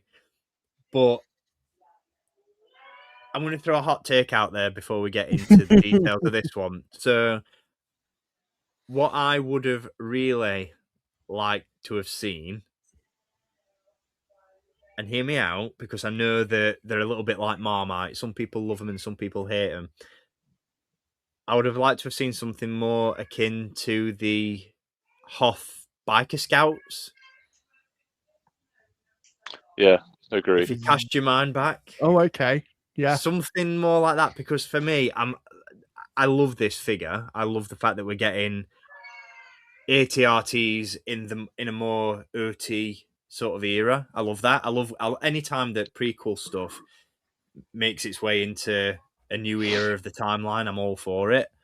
But I don't know. This one's just a little bit too much like it. It's just a shore trooper with a Kama for me. And I do like the blend of the snow trooper and the shore trooper together. I think that's really good. But if you put this one in front of me without a name, my first thought isn't ATRT driver. So I like it, but I just don't like it as much as I would like to like it. If that makes any sense. I think, you know what? I think I agree with that, Steve, because I was almost going to buy the full wave, but I was like, oh, no, I can't be bothered. I need to, strip myself back a bit. But if I was, this is like one where I'm like, okay, I've got it. That's nice. But for me, that helmet design, I always attribute to lazy troopers. And what I mean by that is just, and yeah, it should have come with the ATRT. That would have sold me immediately. Come on. Should have come with that. Soft goods Kama. Soft goods Kama. Yeah. ATRT, Bosch. But for me, when I see that helmet design, I just think of lazy troopers, because they're the ones that are typically stationed places where they don't need that much management. Like you see them in Andor and they're kind of on the beach. Yeah. That's it. They're on the beach. They're kind of like, oh yeah, fuck it. Let's just arrest this guy. I'm not even going to question him that much. Oh, space pigs. That's literally what they are, damn space pigs. And that's it. They're on the security facility. Krennic's giving the orders. He's like, all right, then, come on. And then like, oh shit, we actually have to do something. Because that's economically, those shore troopers have always kind of been viewed as the troopers that are kind of in retirement and looking for an easy way out, from what I remember reading in the Rogue One visual dictionary. So to see this guy as a remnant, it's kind of like, fuck it, I'm still with the Empire, but I'm now an ATRT dropper. I've actually got to do something. I don't know. Yeah. It's the least exciting for me too. It's cool, new figure. Yeah, can we use the parts for a snowtrooper commander or a snowtrooper or whatever? Yeah. That's the thing. I think I would have, and I'll give it to TVC on this one. I honestly would have preferred a Remnant Snowtrooper in place of this guy. It makes more sense in Black Series because, like Tommy's just mentioned in the chat, like to have an ATRT driver without an ATRT feels a bit counterproductive. Yeah. Don't get me wrong. I love getting different trooper variants, and I could argue that we don't have an X-wing for an X-wing pilot, or an Imperial TIE fighter for a TIE pilot, or an AT-AT for an AT-AT driver. You can counter the argument, but it's just, I don't know. I feel like this slot would have been better served for a different trooper. And I think it almost feels like just one of those opportunities for Hasbro to go new trooper in the movie, new toy, sell. You know, Yeah. I think what has people asking such questions is the fact that the AT-RT is a feasible vehicle for the Black Series yeah, compared to something like an X-Wing. So the question is then automatically, well, if this is coming in a mainline wave, if we were to get an AT-RT, I mean, it's not a stone's throw to say if that were a chance, the biggest chance would be with a new media budget such as this. So if that chance were there, what would come with it? Now that this guy's somewhere else, it'd be. I think it's one of those for me. Approaching this one from a slightly more cynical point of view, this feels like a bit of a money thing, a bit of a cash grab, because I feel like you've just said, that AT-RT feels like a very feasible release. It's not something that's out of the realm of possibility. This feels to me like we'll put the AT-RT driver in the main line. Somewhere down the line, we're also going to do the AT-RT in Black Series, but then we'll re-release the same figure but with the soft goods skirt. I feel like that's exactly what we're going to get if we get it. Or just to counter that as well, we'll do the AT-RT and no figure. We'll include Mando and Grogu with it. Oh God, yeah.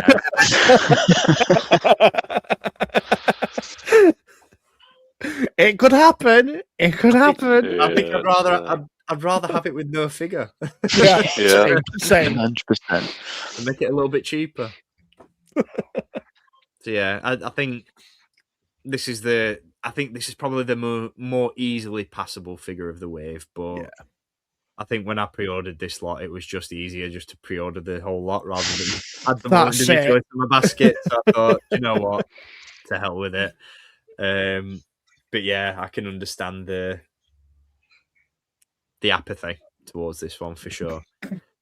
From the Black Series, because we have got some TVC reveals to touch on as well to round out the stream, but to bring it to a head on the Black Series front, and last but not least for me, and I'm guessing based on traction so far for Dan, the one that was oh man.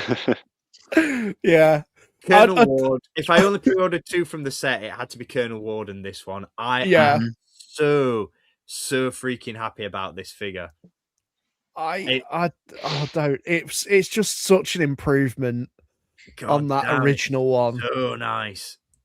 The helmet. Yeah. The just sculpt overall. I was like, oh, I need it. I can't believe that I forgot about this one.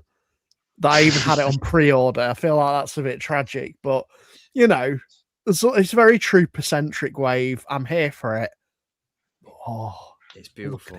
Look at him. It's so good. I mean, I'm a little bit biased just because the AT-AT drivers are my favorite Imperial Trooper designs. So this was an instant. I didn't even hesitate. I was like, this is the one.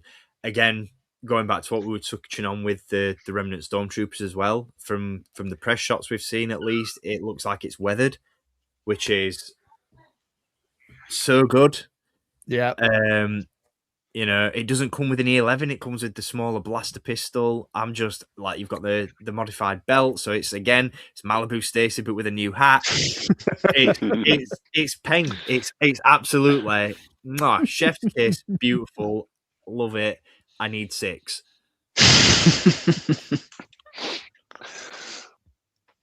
It's easily my favorite from the wave, and I think the thing that really got me in the glam shots is how weathered the chest piece in particular looks, and just the detailing is perfect. I don't think they could have done anything else to this for me personally, and I'd love to get 2 just to have side by side. I think they'd look so cool with your other remnants, and I mean I'm hoping a Remnant Snowtrooper like TVC comes to Black Series, because that looks fantastic.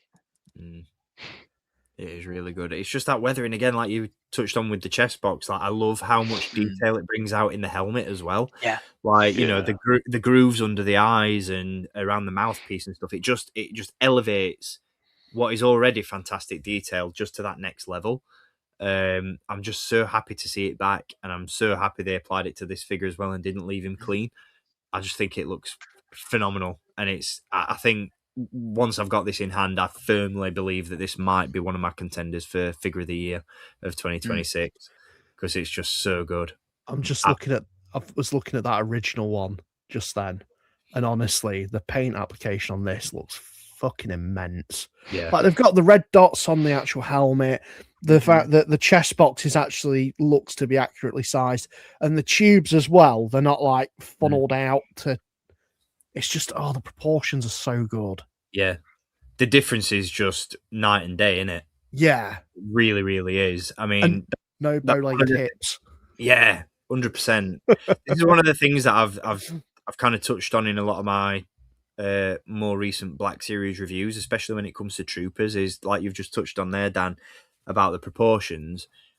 These figures have gone so far beyond looking like action figures and toys, and they're literally on the cusp now, if not already, of looking like miniaturized dudes in suits. Yeah. You know, they are so well made and so nicely put together, and this is just like the embodiment of that for me. It's such a good figure. It's truly like we're back on track as to what Black Series was always intended to be. Yeah. And I'm here 100%. for it. Just more accessories. That's my only thing with these figures, but I can't even think what they'd need to include with this one other than the blaster. They didn't even need to really include a blaster for me in my mileage, but yeah, I think it's a very safe wave to start with, isn't it? Because if they didn't come out with anything, there'd be complaints that we were waiting until after the movie to get merch. Yeah. I mean, you've still got people moaning that is this all we're getting, but did anybody else expect anything different?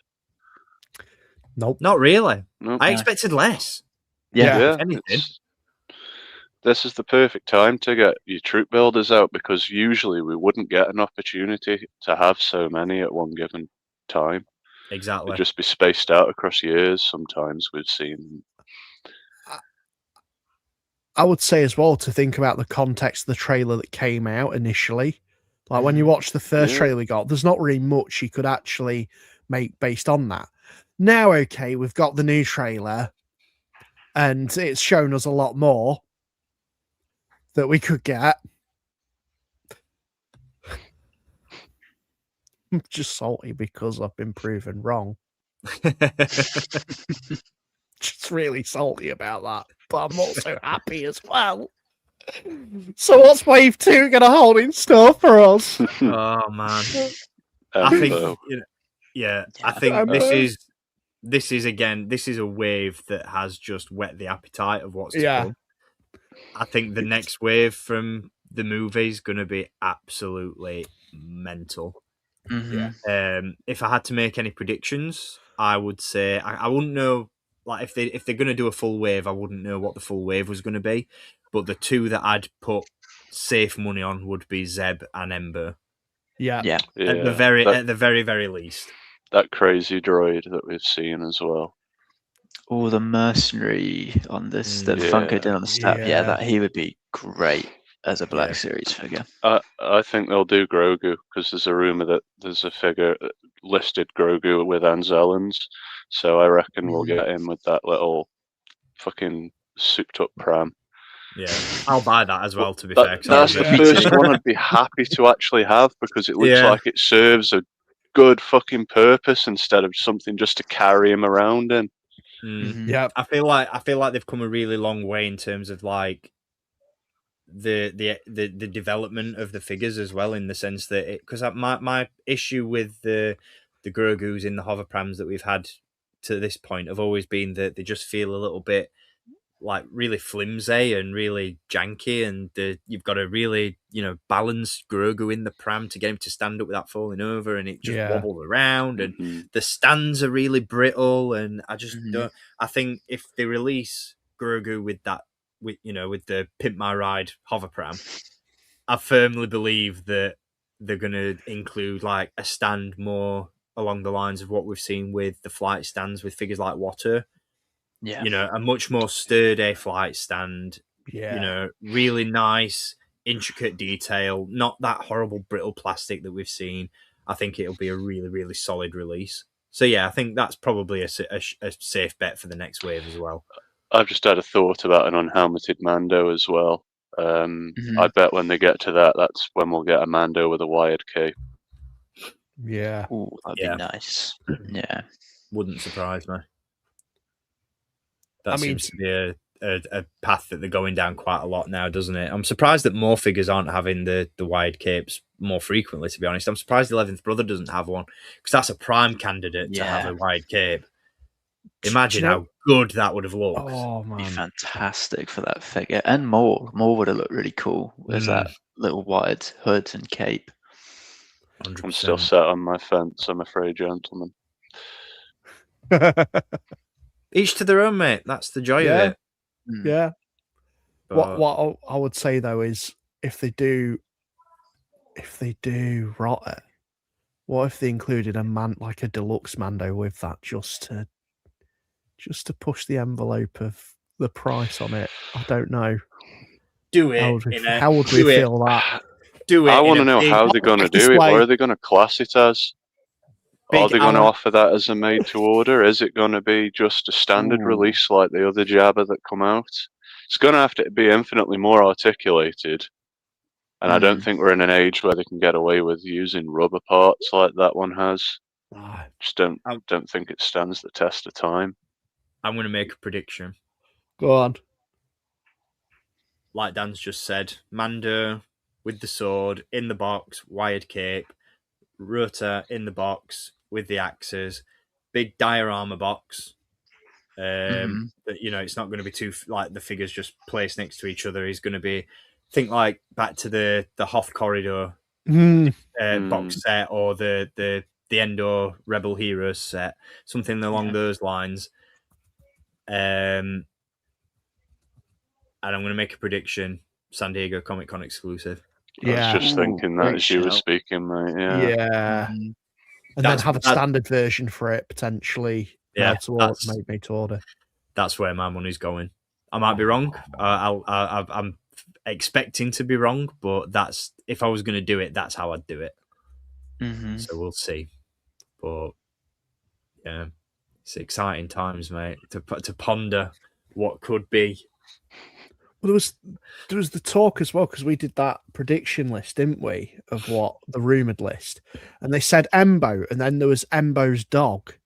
Yeah. And I was thinking maybe that's going to be the San Diego Comic Con exclusive, where you've got the standard version of Embo, and then you've just got the one that you really care. Yeah, similar sort of format to Cad Bane and Turdo. Yeah.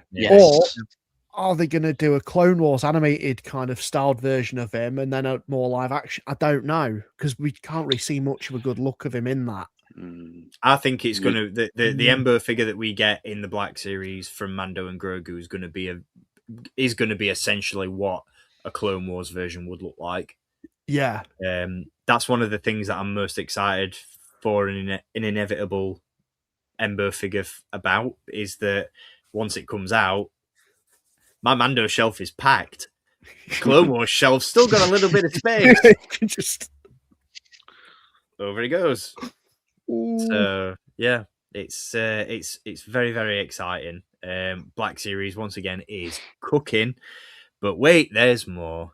So to wrap things up, I know like the three of us, myself, Dan, and James, at least, we don't tend to dabble in TVC as much these days. But Courtney, where are you on that? Balancing the scales? Are you still a collector of both lines, or is it purely one or the other for you?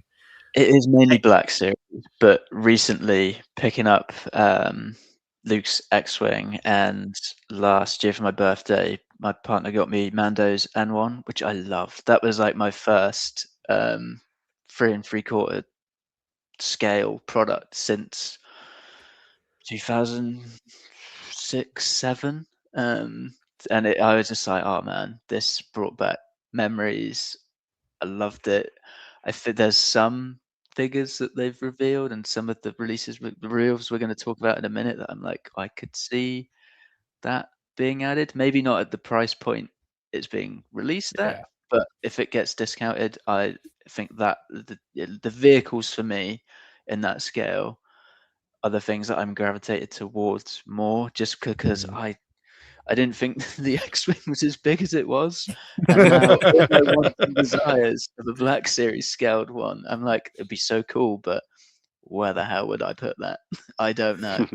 I'd need another house. It's mainly Black Series, but the vehicles are what capture it for me, because that's kind of, I've got the Slave One from 2002 waiting to be taken photos with that Django, and the vehicles are what bring me back to that scale, like the Anakin speeder from Attack of the Clones, where you push the engines and the panels flew off. I love that stuff. So it's mainly the vehicles that get my attention, but some of the figures that I'm thinking, will they do this in Black Series? I'll pick up if they do like any special Andor sets in TVC. I'm gonna buy them because I think there's some you could do like an Arcana 5 prison pack, like they've done with the 4-packs. I think that sort of stuff would work so well. Yeah. Give you 4 figures in each, give you alternate heads, alternate hands. You man. get Cassian's or Clem's table, and then you can have Kino Lawyer in there as well. I would love that. I need more Andor figures, man. I need that complete tangent there. Oh, here But for it. I think Yeah, Complete with toilet pipe breaking action. yes. Yes.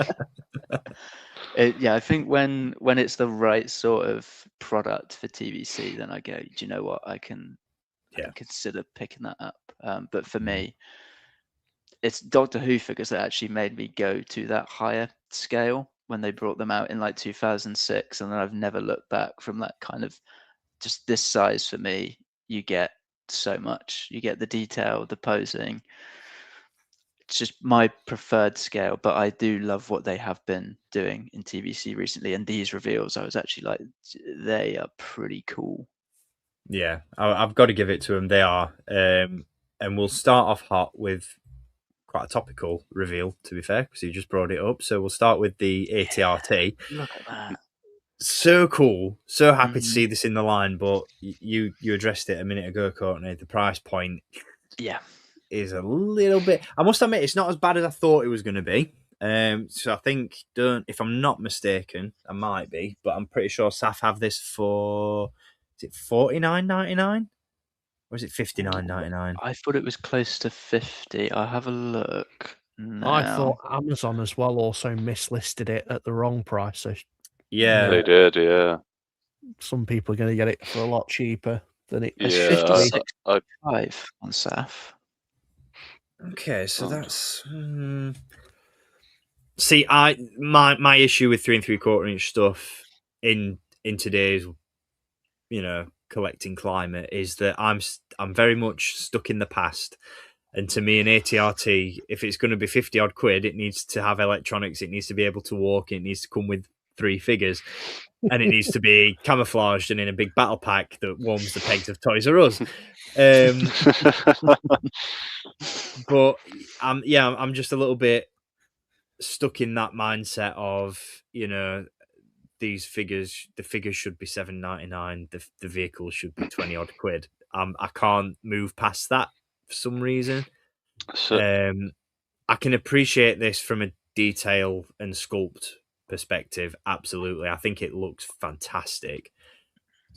And ultimately, if and when it does get reduced, I might pick it up, but at full price, I can't justify it. But it does look really, really good. So Amazon mislisted it at $39.99 to begin with. So what happens in that situation then? Because it's never happened to me. So if you pre-order it at that price, do they honour it? Yeah, They have to, yeah. Wow. Okay. Because I had it with Smiths. Yeah, a few build years up ago. back. Yeah, the Mandalorian deluxe pack where it had his mast helmet and the Cantono. They listed it for 20 quid. And I was like, let's have it. So I pre-ordered it. Cacked myself because they send it with, I think, DHL. And I'm always like, oh, am I actually going to be in the day when they fucking send it? That's stress. But no, they had to honour it. They were like, they sold out quickly, but they were like, oh, Yeah. fucked it. Fucked it.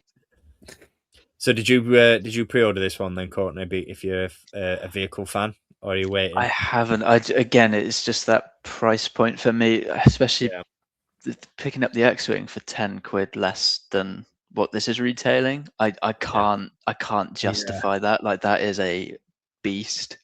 But after seeing, I think it was Phil the Force from the In Demand StoreCon a couple of weeks ago, he did loads of videos on this, and like up close at the moving pistons, that seeing it in more detail and kind of people having hands on, I was like, it's really cool. I can't deny how great of a job they've done. It's just the price point at the moment. I can't. I saw those videos myself, and I'm glad you brought them up, because I'm going to have a little rant here about something, right? Because all the vintage collection community were losing their shit. Oh, it's got moving pistons. It's got. If you watch the video, it hasn't got real moving pistons, because if it had, the smaller piece would be moving out of the larger piece of the piston.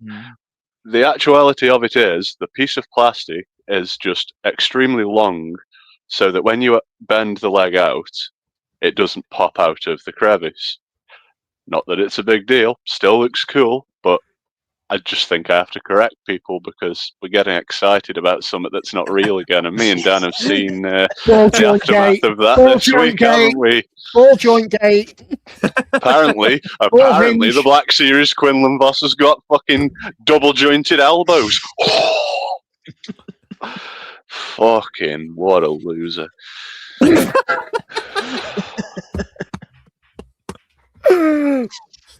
Oof. Are you all right? Is that rant over? Calmed. No, I'm prepared. Do you know what? I'm gonna say it. Like, I think that's one of the things that vintage collection does really well, and sort of counters my point that I've just made about being stuck in the past and being of the mentality that if a vehicle is getting released, it should be 20-30 quid. I'm looking at this one and I'm just like, well, it's just it's very similar to the First Order Assault Walker that we got in the Force Awakens line that was like 15 quid. But then you watch those videos of the reveals, and then when people are getting them in hand for the first time, and it's like, actually, this has got a lot more meat on the bones. This is more than just a static hollow piece of plastic. They have actually like fine-tuned it and rammed so much fine detail into it, and I think that's really like proven in what you mentioned earlier, Courtney, about like the X-Wing and the N1 and a lot of the more modern vehicles in TVC, and TVC now do a really, really good job of vehicles, probably the best job that they've ever done. You know, so I sit here and I say, oh, a vehicle should be 20 quid, but if it was 20 quid, the detail would take a significant hit and would be nowhere near as cool as what we've actually gotten. So there is a for and against on that front. It's become more of a cherry pick thing for me. Again, I always forget the wording that we've used before. But it's like a little treat. If it's something I really want, it's an impulse buy. Impulse buy, that's the one. Yeah, if it's something I really, really want and I see it on the shelf, I'm like, that's going to look cool. I'll get it. It's like the Bantha. Bantha for me. It's all about the personal connection for vintage collection. It's like, oh, if I really like the media, if I like the particular thing, I'll get it. If I see it on discount, something like this, maybe I'll get it. Like with the card backs, like vintage collection card backs, it's more of an easy sell to me because it's like when I see a character in that vintage card. Have I got an example? Yes, I do. Little chopper. And there's no Black Series on the shelf. I want a little treat. I'm like, oh, that's a chopper. I like Chopper. I like Chopper in his Imperial look. We haven't got any Black Series yet, but I'll have that on a nice card. sold. Hmm. Sold. Easy sell. But something like this, it doesn't have that grip for me just yet. Yeah. So nobody bought one then out of everybody. No, not yet. No. I think just sorry, James, go on. I bought 2. I love that. Because you got to have one like that, but you got to put Mando on one, right? Yes, Well, yeah. Yeah. But this is the thing though, because I mean, like, even the like we always say about how vintage collection isn't particularly one of our collecting focuses. This sort of stuff is to a degree for you, at least, James, because it falls into that media category of what you collect in that scale. Yeah. Yep. So, which is why it'll come as no surprise as to the fact that I have pre-ordered every vintage collection item they showed for this movie so far. Gotta respect it. Gotta respect it. I was going to say something and I've completely forgotten what it was. That was it. I think when it comes to vintage collection, as it is now, I feel like they do centerpieces really well. Yeah. Just back onto the N1 that you mentioned, Courtney. Like, I feel like stuff like that feels a bit more like a one-off. And like you said, Dan, with the cards, like a bit more of an impulse buy, or because you want representation of that character, but it's not available in Black Series, or it's got that visual art representation on it. It does feel it's like they do the one-off stuff really, really well, I think, and stuff like this, like the vehicles and certain characters on certain cards. Like I think one of the highlights for me, though I've yet to pick it up, I was hoping to find it when I went to Disney World, because I'd seen reports that it had landed in the Galactic Outpost shop at Disney Springs and it wasn't there. But one of my vintage collection highlights in recent memory is the Heir to the Empire 3-pack. Yeah. Yes. With Thrawn and Joruus and Peleon. Like, shit, I still need that. Peleon hasn't come to the Black Series yet. He's only available in that set. Each of those cards has this really nice, unique artwork on it, and it's presented in this beautiful packaging. That stuff like that is vintage collection at its peak for me. Whereas the more, we're churning out another Episode 4 Stormtrooper, we're releasing another of this, we're giving this an update, that an update. Like I said, I've just been in this game for long enough that the 3 3/4 inch stuff is, it's limit for me. I pretty much have most of it, when it comes to updating all those previously released characters and figures. So I find it a lot easier to just leave stuff. But at the same time, stuff like this, it's like, do you know what? If this was 10 or 12 years ago, I'd have been all over it. But yeah, I'm not sure what it is. It just doesn't grab me in the same way that it once did. But that's not to say that it's not very, very cool. And speaking of very, very cool, and army builders and all that sort of stuff, and going back to what we've just mentioned about certain things not making it to Black Series but being available in TVC, the Snowtrooper, the Remnant Snowtrooper, I love this.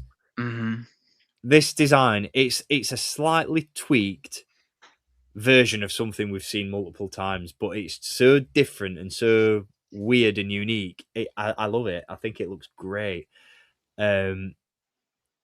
Yeah, what are your guys' thoughts on this one? Because I just think it's almost quite a scary looking trooper. Yeah. If anything, it's got a very, very intimidating look to it. So, you thought I had a face under this, huh? There's something very Ralph McQuarrie about it in terms of the original Snowtrooper design. I love that they've incorporated that, because all it really is obviously just the mask piece just taken off. So it's just been caught in the crossfire by the looks of things with Mando before he's actually getting ready for action. I love this, and I hope we get a Black Series one. Yeah, me too. Yeah, I gotta say, I think the logo on the card looks fucking dog shit. Yeah. I'm gonna have some balls and use the fancy one. We've talked about this, haven't we, in at length in conversation, and I'm going to throw a controversial take out there because I do like, Oh. you know, we've talked about our thoughts and feelings on vintage cards, but you know, I'm still a sucker for them. That's one of the reasons why vintage collection card backs dominate the majority of my carded collection. But I don't like new media logos on vintage cards. Yeah. I really don't. I think the last one that did it well was Knights of the Old Republic. I think that logo looks really, really nice on the card. Yep. But everything since, I don't think Rebels looks very good. I think Clone Wars looks good. I don't think Rebels looks good on a vintage card. I think the Maul Shadow Lord logo looks horrific on a vintage card. I'm just gonna put it out there. I don't know. I just don't. It feels like they're forcing it in. Yeah. Yeah. It and feels it does- like they should just do a separate packaging for it because the racetrack design is boring. It's not. Boring. It's not even. It's not. Sorry. It's not even that. It's just that those cards for me are designed to encompass certain logos, Yeah. and some of them just don't. I'm just trying to think. Like, I'm just looking around at my carded collection to try and think of any other examples. Like certain logos look fine. Like I'm just looking at the Obi-Wan Kenobi vintage cards. That looks fine because it's your more traditional, standard sort of subline font. Like I said, Clone Wars looks fantastic because it's the Clone Wars logo. I don't know though. I just don't think. I can't put my finger on it. It just doesn't look right. No. Yeah. It's I the would have blank. kept the It's the packaging the same size, and I would have used the main artwork from the poster. So you'd have had the poster logo where the logo is. Fuck your racetrack off. Still put a colour behind your figure, but make it look a little worn in style with the poster. And then the artwork of your character is done in, that retro style that we've seen on the poster. And just treat this as a trial to see if people positively respond to a little bit of variety. yeah. Do you know what I'm going to say? Awesome. What I'm going to mention, I'm going to use as an example of action figure packaging that uses vintage collection as a base, but shows how easy it is and how acceptable it is to adjust the packaging to create a completely new line. Something that I think does it really, really well. Yep. I was hoping that's what you were grabbing, mate. Yeah. The card is exactly the same format. The bubble is, the bubbles are exactly the same size. It's effectively a vintage card, but just slap some new graphics on it, and then boom, you've got a completely new line. There's no reason to upset people who collect carded stuff for consistency. I just think not everything has to be vintage card. I think to keep that consistency from a carded perspective, so that that everything is, I'll not say uniformed, but you've got that, you don't have to mess around buying different size cases for your figures and all that sort of thing. Keep the shape and size, but just change up the graphics. 100%. I don't think it'd hurt. I really don't. And it'd just add that bit of, I mean, they've done it with droids and Ewoks, Yeah.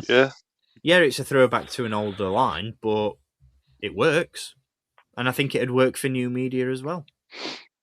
I think this film would have been the perfect property or time to do something a bit more experimental with the packaging. I'd had in my head, like, imagine like the Clone Wars where you had Captain Rex, but Mando's helmet or something like that. And that might not appeal to the people that actually collect TVC, but something like that just looks a little bit different on the shelf, catches the attention of kids that are this might be their first Star Wars film. And like that poster art, like James said, it's so like wonderful and like retro. I love how they've gone down the route of the art they've done for the promotion. The logo has grown on me.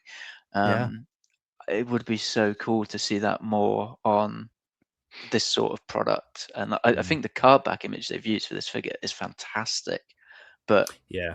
put that, just a little bit something different, experiment, get a bit brave, and just try something new and different. You could have fucking Grogu's head as the card set. That would look wild.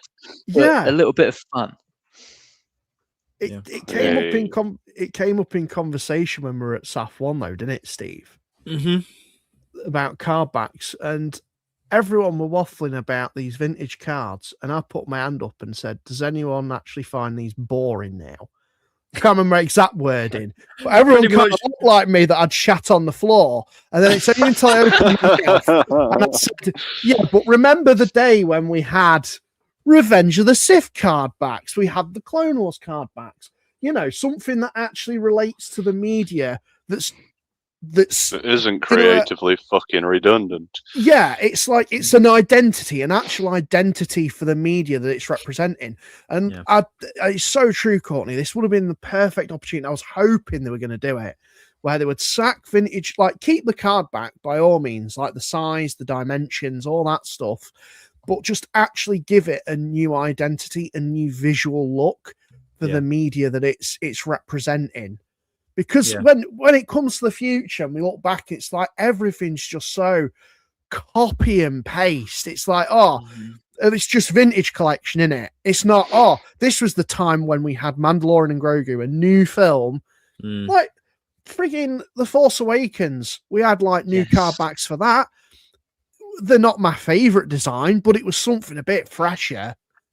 It's just nobody's saying vintage collection has to die alongside. It's just because then you're almost combating half of the problems you see. When are we getting this on a vintage card? Where's the original trilogy characters? Put your new media stuff in new media specific fucking packaging. Maybe some of your main characters sprinkle into TVC over the coming years, but then keep that fucking heritage packaging for the figures that all those whinging arseholes constantly pester people about. Because then I'm not saying I'm going to buy it, or I certainly won't have to listen to it, which is fucking great for me. This is the thing, isn't it? I think you've all hit the nail on the head there, is that the new media just sort of gets lost amongst all the other stuff, and that feels like you're doing a disservice to the new media because you're not hyping it up in that same way anymore. You know, if let's just, for argument's sake, if Toys R Us was still a thing and you'd got a big front of store display for Mando and Grogu, how disjointed would it look if you'd got that giant Mandalorian and Grogu logo and all the cardboard cutouts of all the characters and all the really nice, vibrant, striking imagery that we've seen as part of the marketing for it, and then all the figures on the shelf are all vintage collection? It'd be jarring. Yeah. You know, but accurate because nobody buys them. The shade. Yeah. And that's the tea. I love talking about vintage collection so much. Are you sure? Let's bring it into some more, because like we touched on this one a little bit earlier on when we covered the Black Series releases. And so this, for me, this is, again, it's not something I'm going to pick up, but it's the perfect release in and of what it is. You know, it does what it says on the tin. It does what it needs to do, and it serves a purpose in the 3 3/4 inch scale. So, James, just to come back to you, I know you said you pre-ordered everything from this assortment. Did you get this as well? I did. Funny enough, contradictory to what I've just been saying about getting things early, my contact actually offered this to me on Monday. Oh, wow. But I'm not really interested in getting vintage collection stuff early unless it's something I'm super excited for. I'll get Black Series early because that's my bread and butter, and it means I get to make videos and post images about it. And whilst I'm not clout chasing, it's I just, that's my way. That's become one of my ways of engaging with the community, because I'm not doing it, you know, as when we spoke to Brandon, I'm not taking pictures on a fucking potato. so Yes. people are getting a decent first look at things. Yeah. So that all comes into factoring in the price of getting things early. But for this, it's not really something I'm too arsed about.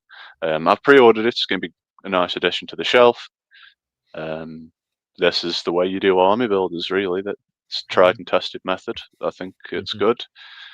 So, and look, they can try new things with boxes. That's it.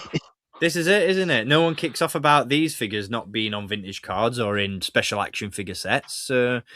Like Tommy says, try something new, take a risk. It's not going to hurt. Battle packs, bring them back. Diorama boxes. Oh, yeah. Yes. You know, Yes. apply the same bravery.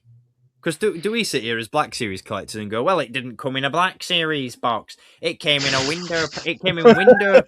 It didn't come in the standard rectangle. It came in a diorama set, and it looks so much more dynamic on my shelf, and I hate it. Where's my beveled edge? Just gamble. Do you know what I mean? Just gamble a little bit. But no, I mean this set's harmless enough. Dan, I'm guessing it's not one for you. No.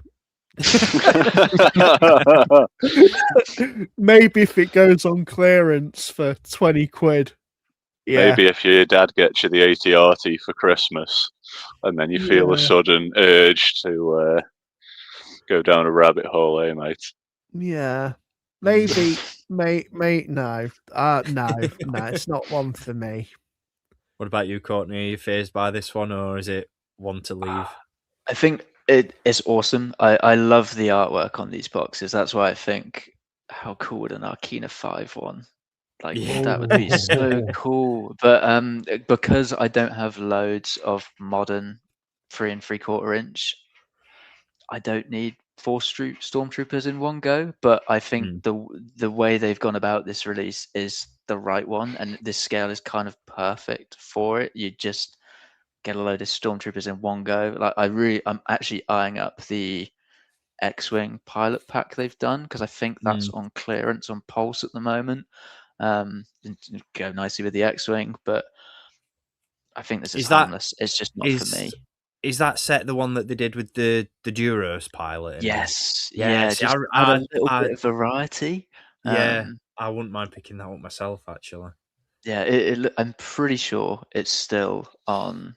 It's like $26.99 maybe on Pulse, from memory. I kind of want to get it because I feel like it's the closest we're ever going to get to a Shriv action figure.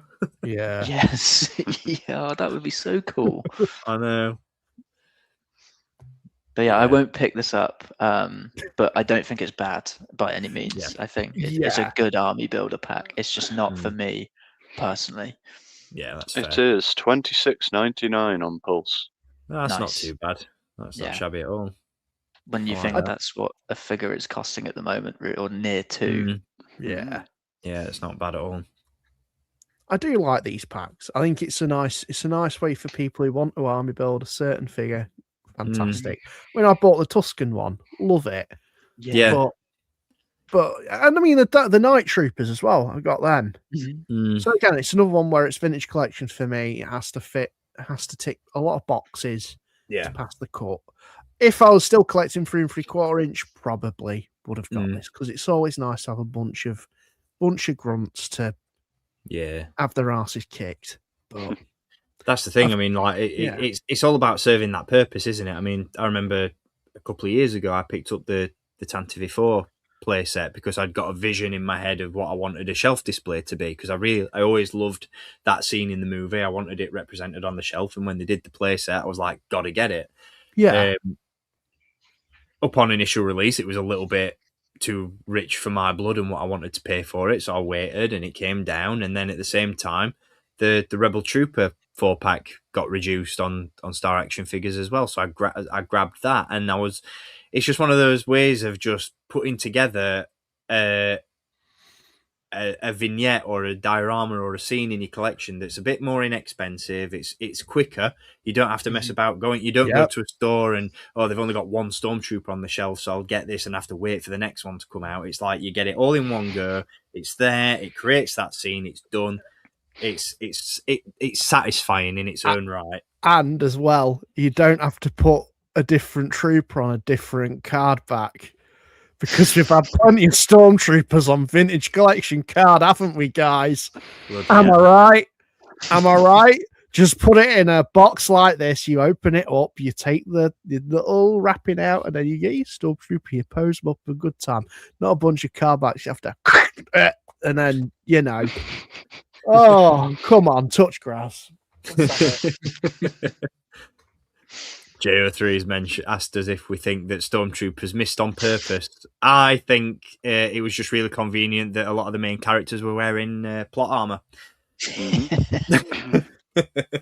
Yeah.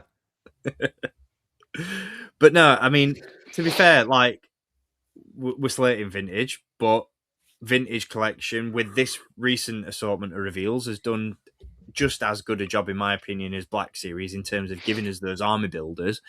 And going back to what we were saying about the Black Series AT-AT driver, I love this because I don't know whether I could consider it an improvement over the last 3 3/4 inch AT-AT driver we got, because I feel like that Legacy Collection one was absolute peak, and I still think that to this day. The helmet might be a little bit oversized, but then in contrast to that, I feel like the helmet on this one's a little bit too small. But I always felt like the AT-AT drivers had a slightly bigger bucket. I don't know if that's because of the Power of the Force figure or what, but no, I agree with you, Dan. Yeah. Does look a bit pea-sized on this. Yeah. It's for that reason that I won't be getting this, despite my love for AT-AT drivers, because I just don't think it looks as good as the one I already have. But what I do want to touch on before I get your guys' thoughts is the card back. Yeah. I love this card image because it doesn't look like it's come from new media. That image looks like it was taken straight out of Empire Strikes Back. Yeah. It's such a cool image. I love it so much. Like, take that horrible logo out of the equation, and that is a stunning card. I shall be blunt. Yes, cool picture. Don't give a fuck. Going in the bin where it belongs. Yeah, I know. I'm just talking. I'm just talking about that, like the brief moment of appreciation I have for it before I. That looks really nice. Yeet. this bitch empty. Yeet. What about you, Dan? Bothered? Not bothered? Am I bothered? Am I bothered? Face bothered. Courtney, one for you?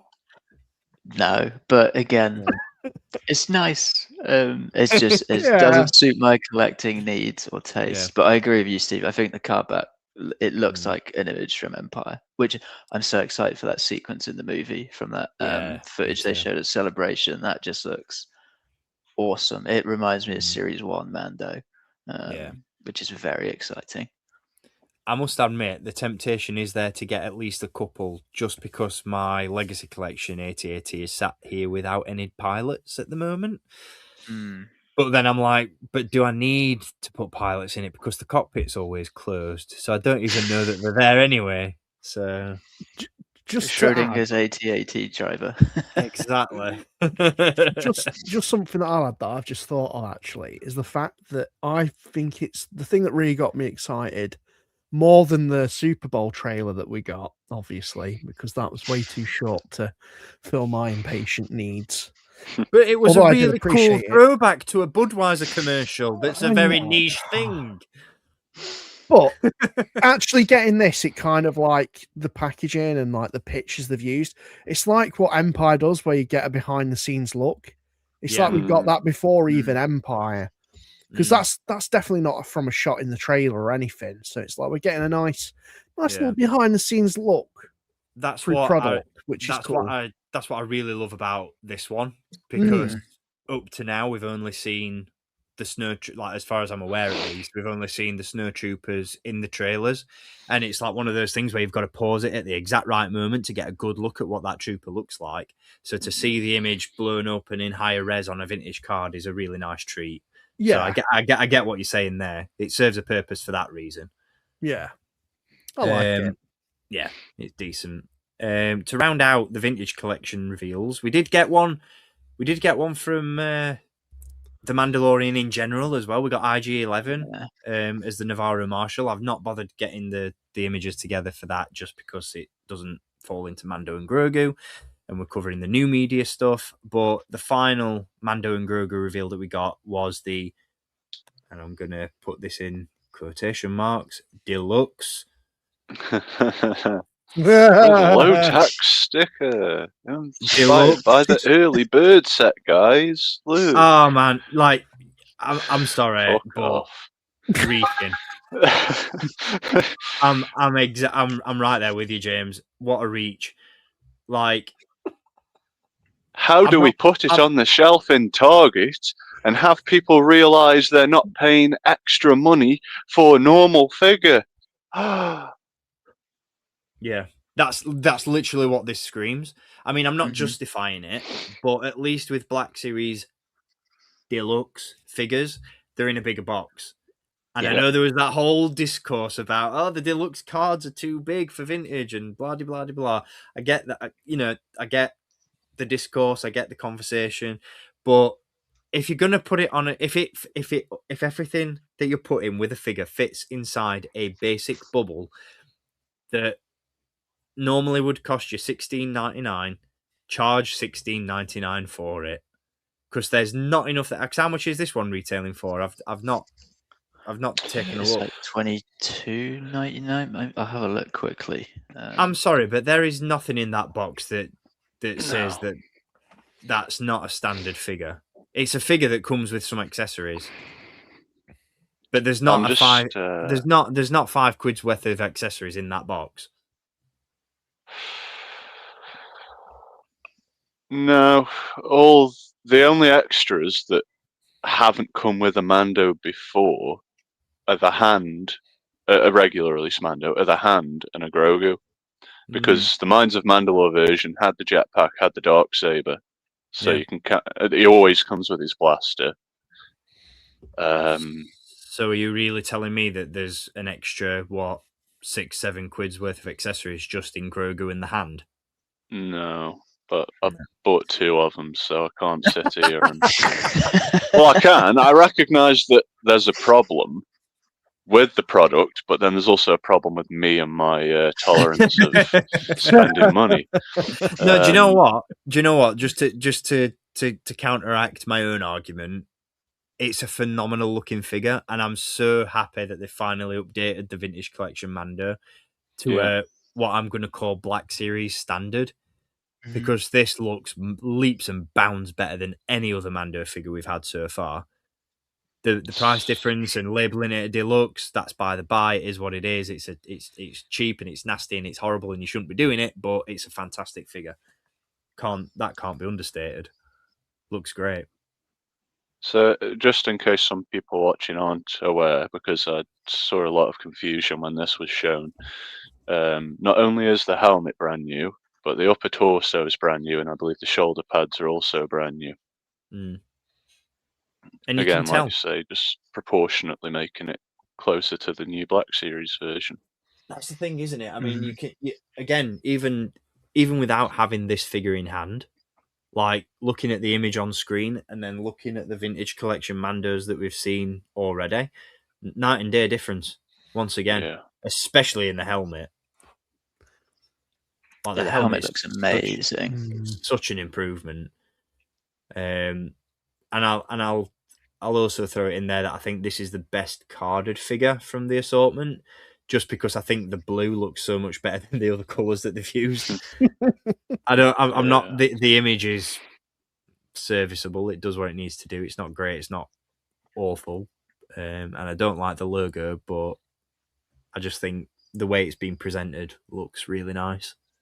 I've just got to say, like, why is that the sticker to quantify it being a fucking deluxe? It's horrible. You've got examples in the original Kenner line of stickers for bubbles and card backs that you can bring that design forward. You did it with the last Deluxe Mando.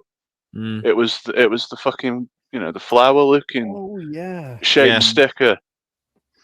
Just put that on and put deluxe figure with a fucking exclamation mark. I don't know. That's better than whatever this is. Yeah. I must admit, love the guy to bits, but Steve Evans' explanation and justification for it, I was like, really? Yeah, sick. It's not a mail away set though, is it, bro? Yeah, I was like, really? That's the logic that you've applied. Here's a news bulletin to advertise our bullshit.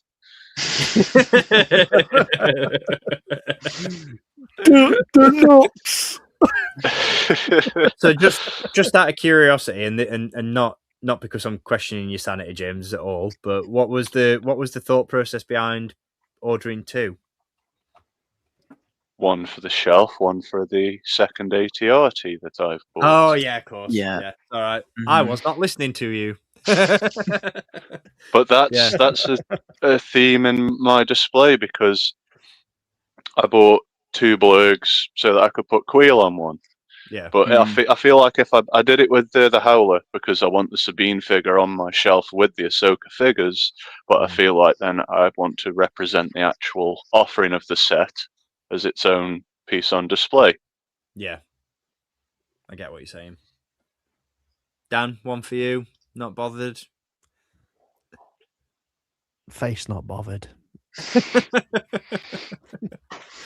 It's a daft question by this point, isn't it? Should we just do ourselves a favour and stop covering TVC reveals on these streams? No, because there's sometimes a good one. And get rid of our witty banter. Yeah. No, we can't. I'm not sure what else I've got going for me. 2 Mando figures, mate. That racetrack Many. design keeps me alive.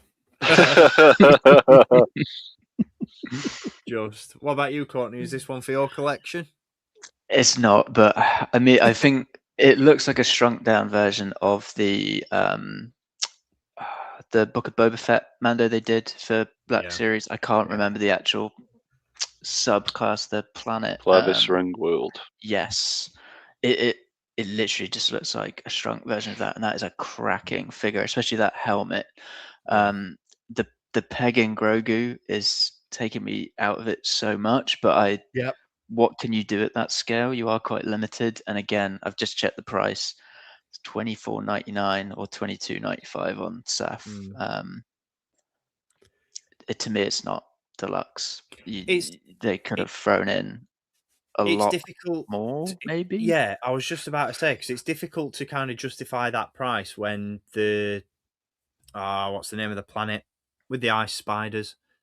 Arbala 7. Oh, yeah. Yes. That when that Mando came out with all the spiders, and that was the same price as this. That's a great point. Well, technically, it was cheaper because we haven't had a price increase. So yeah, true. Wow, true. yeah. And I'd completely overlooked what you just mentioned about the peg, Courtney, because I didn't even notice that there was the peg sticking out of the jetpack. That is. Oh yeah. I will defend that to a point. Yeah. Because I think at last count, I could be completely fucking wrong. I haven't got all of them. Some of them are silly, carbonized bullshit variants. I might be wrong. I swear there's something like fucking 15 Mandalorians. I could be wrong. I'm really wrong there, actually. 7, 8 Mandos in TVC. So I feel like if you're getting this one, you're getting it to display specifically how he is in the movie with Grogu on his shoulder. And again, scale. How else could you make sure that it stays that way? They should have just glued it in. Just glued it in. I do see that point. I mean, this is a very specific release for a very specific display. But and I was just about to raise the point of, well, if you're buying this to just display Mando by himself, then you've got a jetpack with a stupid peg sticking out of the side of it, and you've got Grogu with a stab wound. But but then why am I talking myself into that sort of scenario when we all know very well that Hasbro are going to re-release this figure with a standard jetpack? Yeah. So it's like I'll throw a controversial take to you. I've mentioned this in the group chat before. I would not turn my nose up bear in mind, I am somebody that has the first version. I would not turn my nose up at another Razor Crest. 100%. Yeah. Put it in what G.I. Joe have just done the Hiss tank as a made to order. Yeah. Repainted it. That was a HasLab. Do that with the Razor Crest, then you're only manufacturing as many that people actually are willing to put money down for. Very little company loss. And from the hype of the movie, the inevitable thing will be people will flood to eBay to buy the previous version. Yeah. So just do the business thing and capitalize on it. It's exactly the same model ship in the movie. Just re-release it, paint the new yellow shit on it, put a couple of figures in, fucking done, gonzo. There's your money, out the door. I'll have one. I'd be all over that. I'm very surprised they've not done it, to be honest. Yeah. Very, very, very surprised. I honestly thought that would be one of the big announcements leading into the movie release. That, hey guys, guess what's coming back? It's coming back in the film. It's also coming back into your toy collections.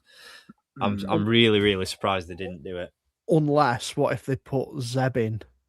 Oh, yeah. They're holding off from Zeb and they'll put the pilot bit, well, however he appears in the Razor Crest from the trailer. Don't threaten me with a good time. They'll probably just do an exclusive card back, so and then a regular release, so they don't get people's pants in a twist like usual. Yeah. Probably, but no, I mean, across the board, vintage collection be damned, a cracking set of reveals. Like we said at the start, I think everything's just done a really, really good job of hyping us up for the media, which is what toy lines are supposed to do. So mission accomplished, Hasbro. You've done us proud. General thoughts. What are we most excited for from the figures that we have seen? Like, what's the one out of that assortment of figures from Maul and Mando, which is going to be the one that you can't live without? It's the real highlight of the bunch. I don't think any of them have got that status, I'll be honest with you. I think we've been spoilt so much with fan channel waves that I don't think any of these actually can be put on that podium yet. I think if there was a gun to my head or the world was ending, house was on fire and I had to grab one, I think I'll just reach for Jedi Dooku or Quinlan Voss. It's not that this is a bad thing. They're still great figures. I just don't think. I think they're outdoing themselves to a level now where these can be recognised as your main assortment. Very nice, exciting to get them, but won't go as far as to say I couldn't live without them. Yeah, I mean, I know it's obviously a stretch, but I think for me, like the one that falls into the category of holy crap, that's something I need is the Rook Kast. That's for me is just it's that deep. That's my favourite one then, because I have to be such an naughty and hyper focus on the particular phrasing that you said.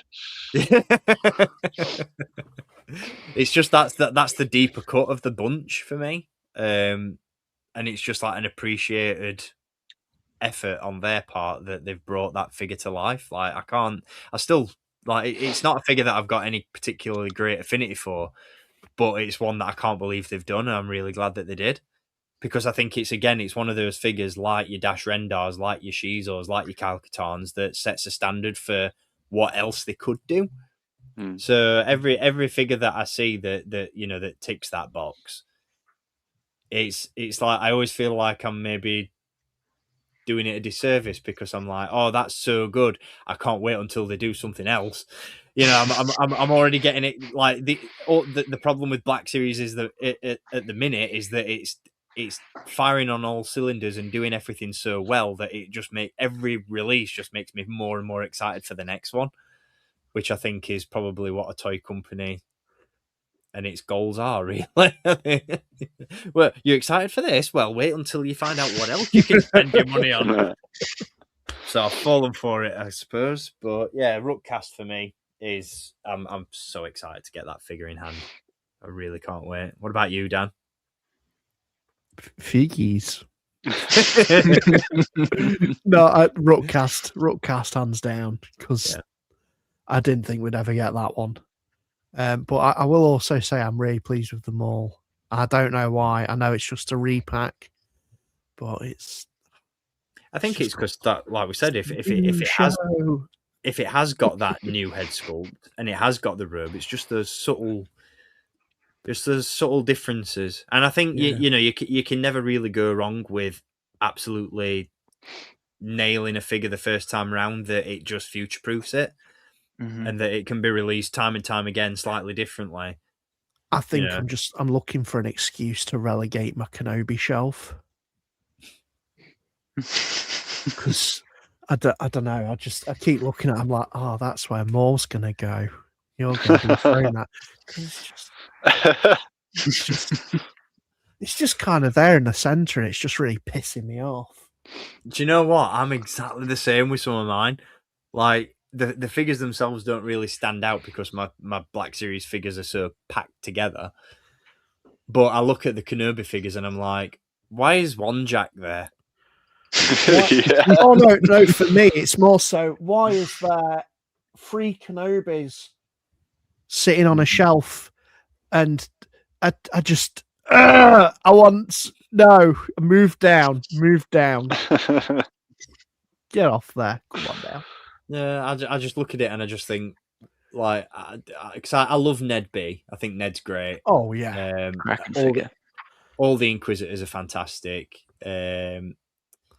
The Jedi Legend Obi-Wan is one of my, like, I think so far the best Obi-Wan figure they've done, for sure. And obviously Jules and Vader.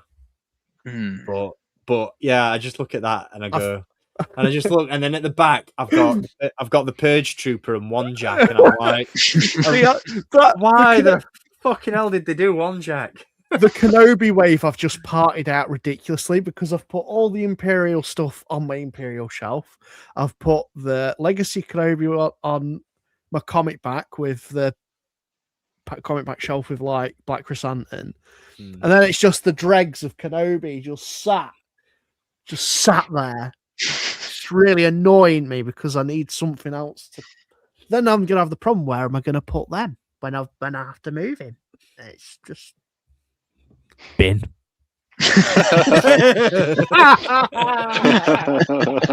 No, I could probably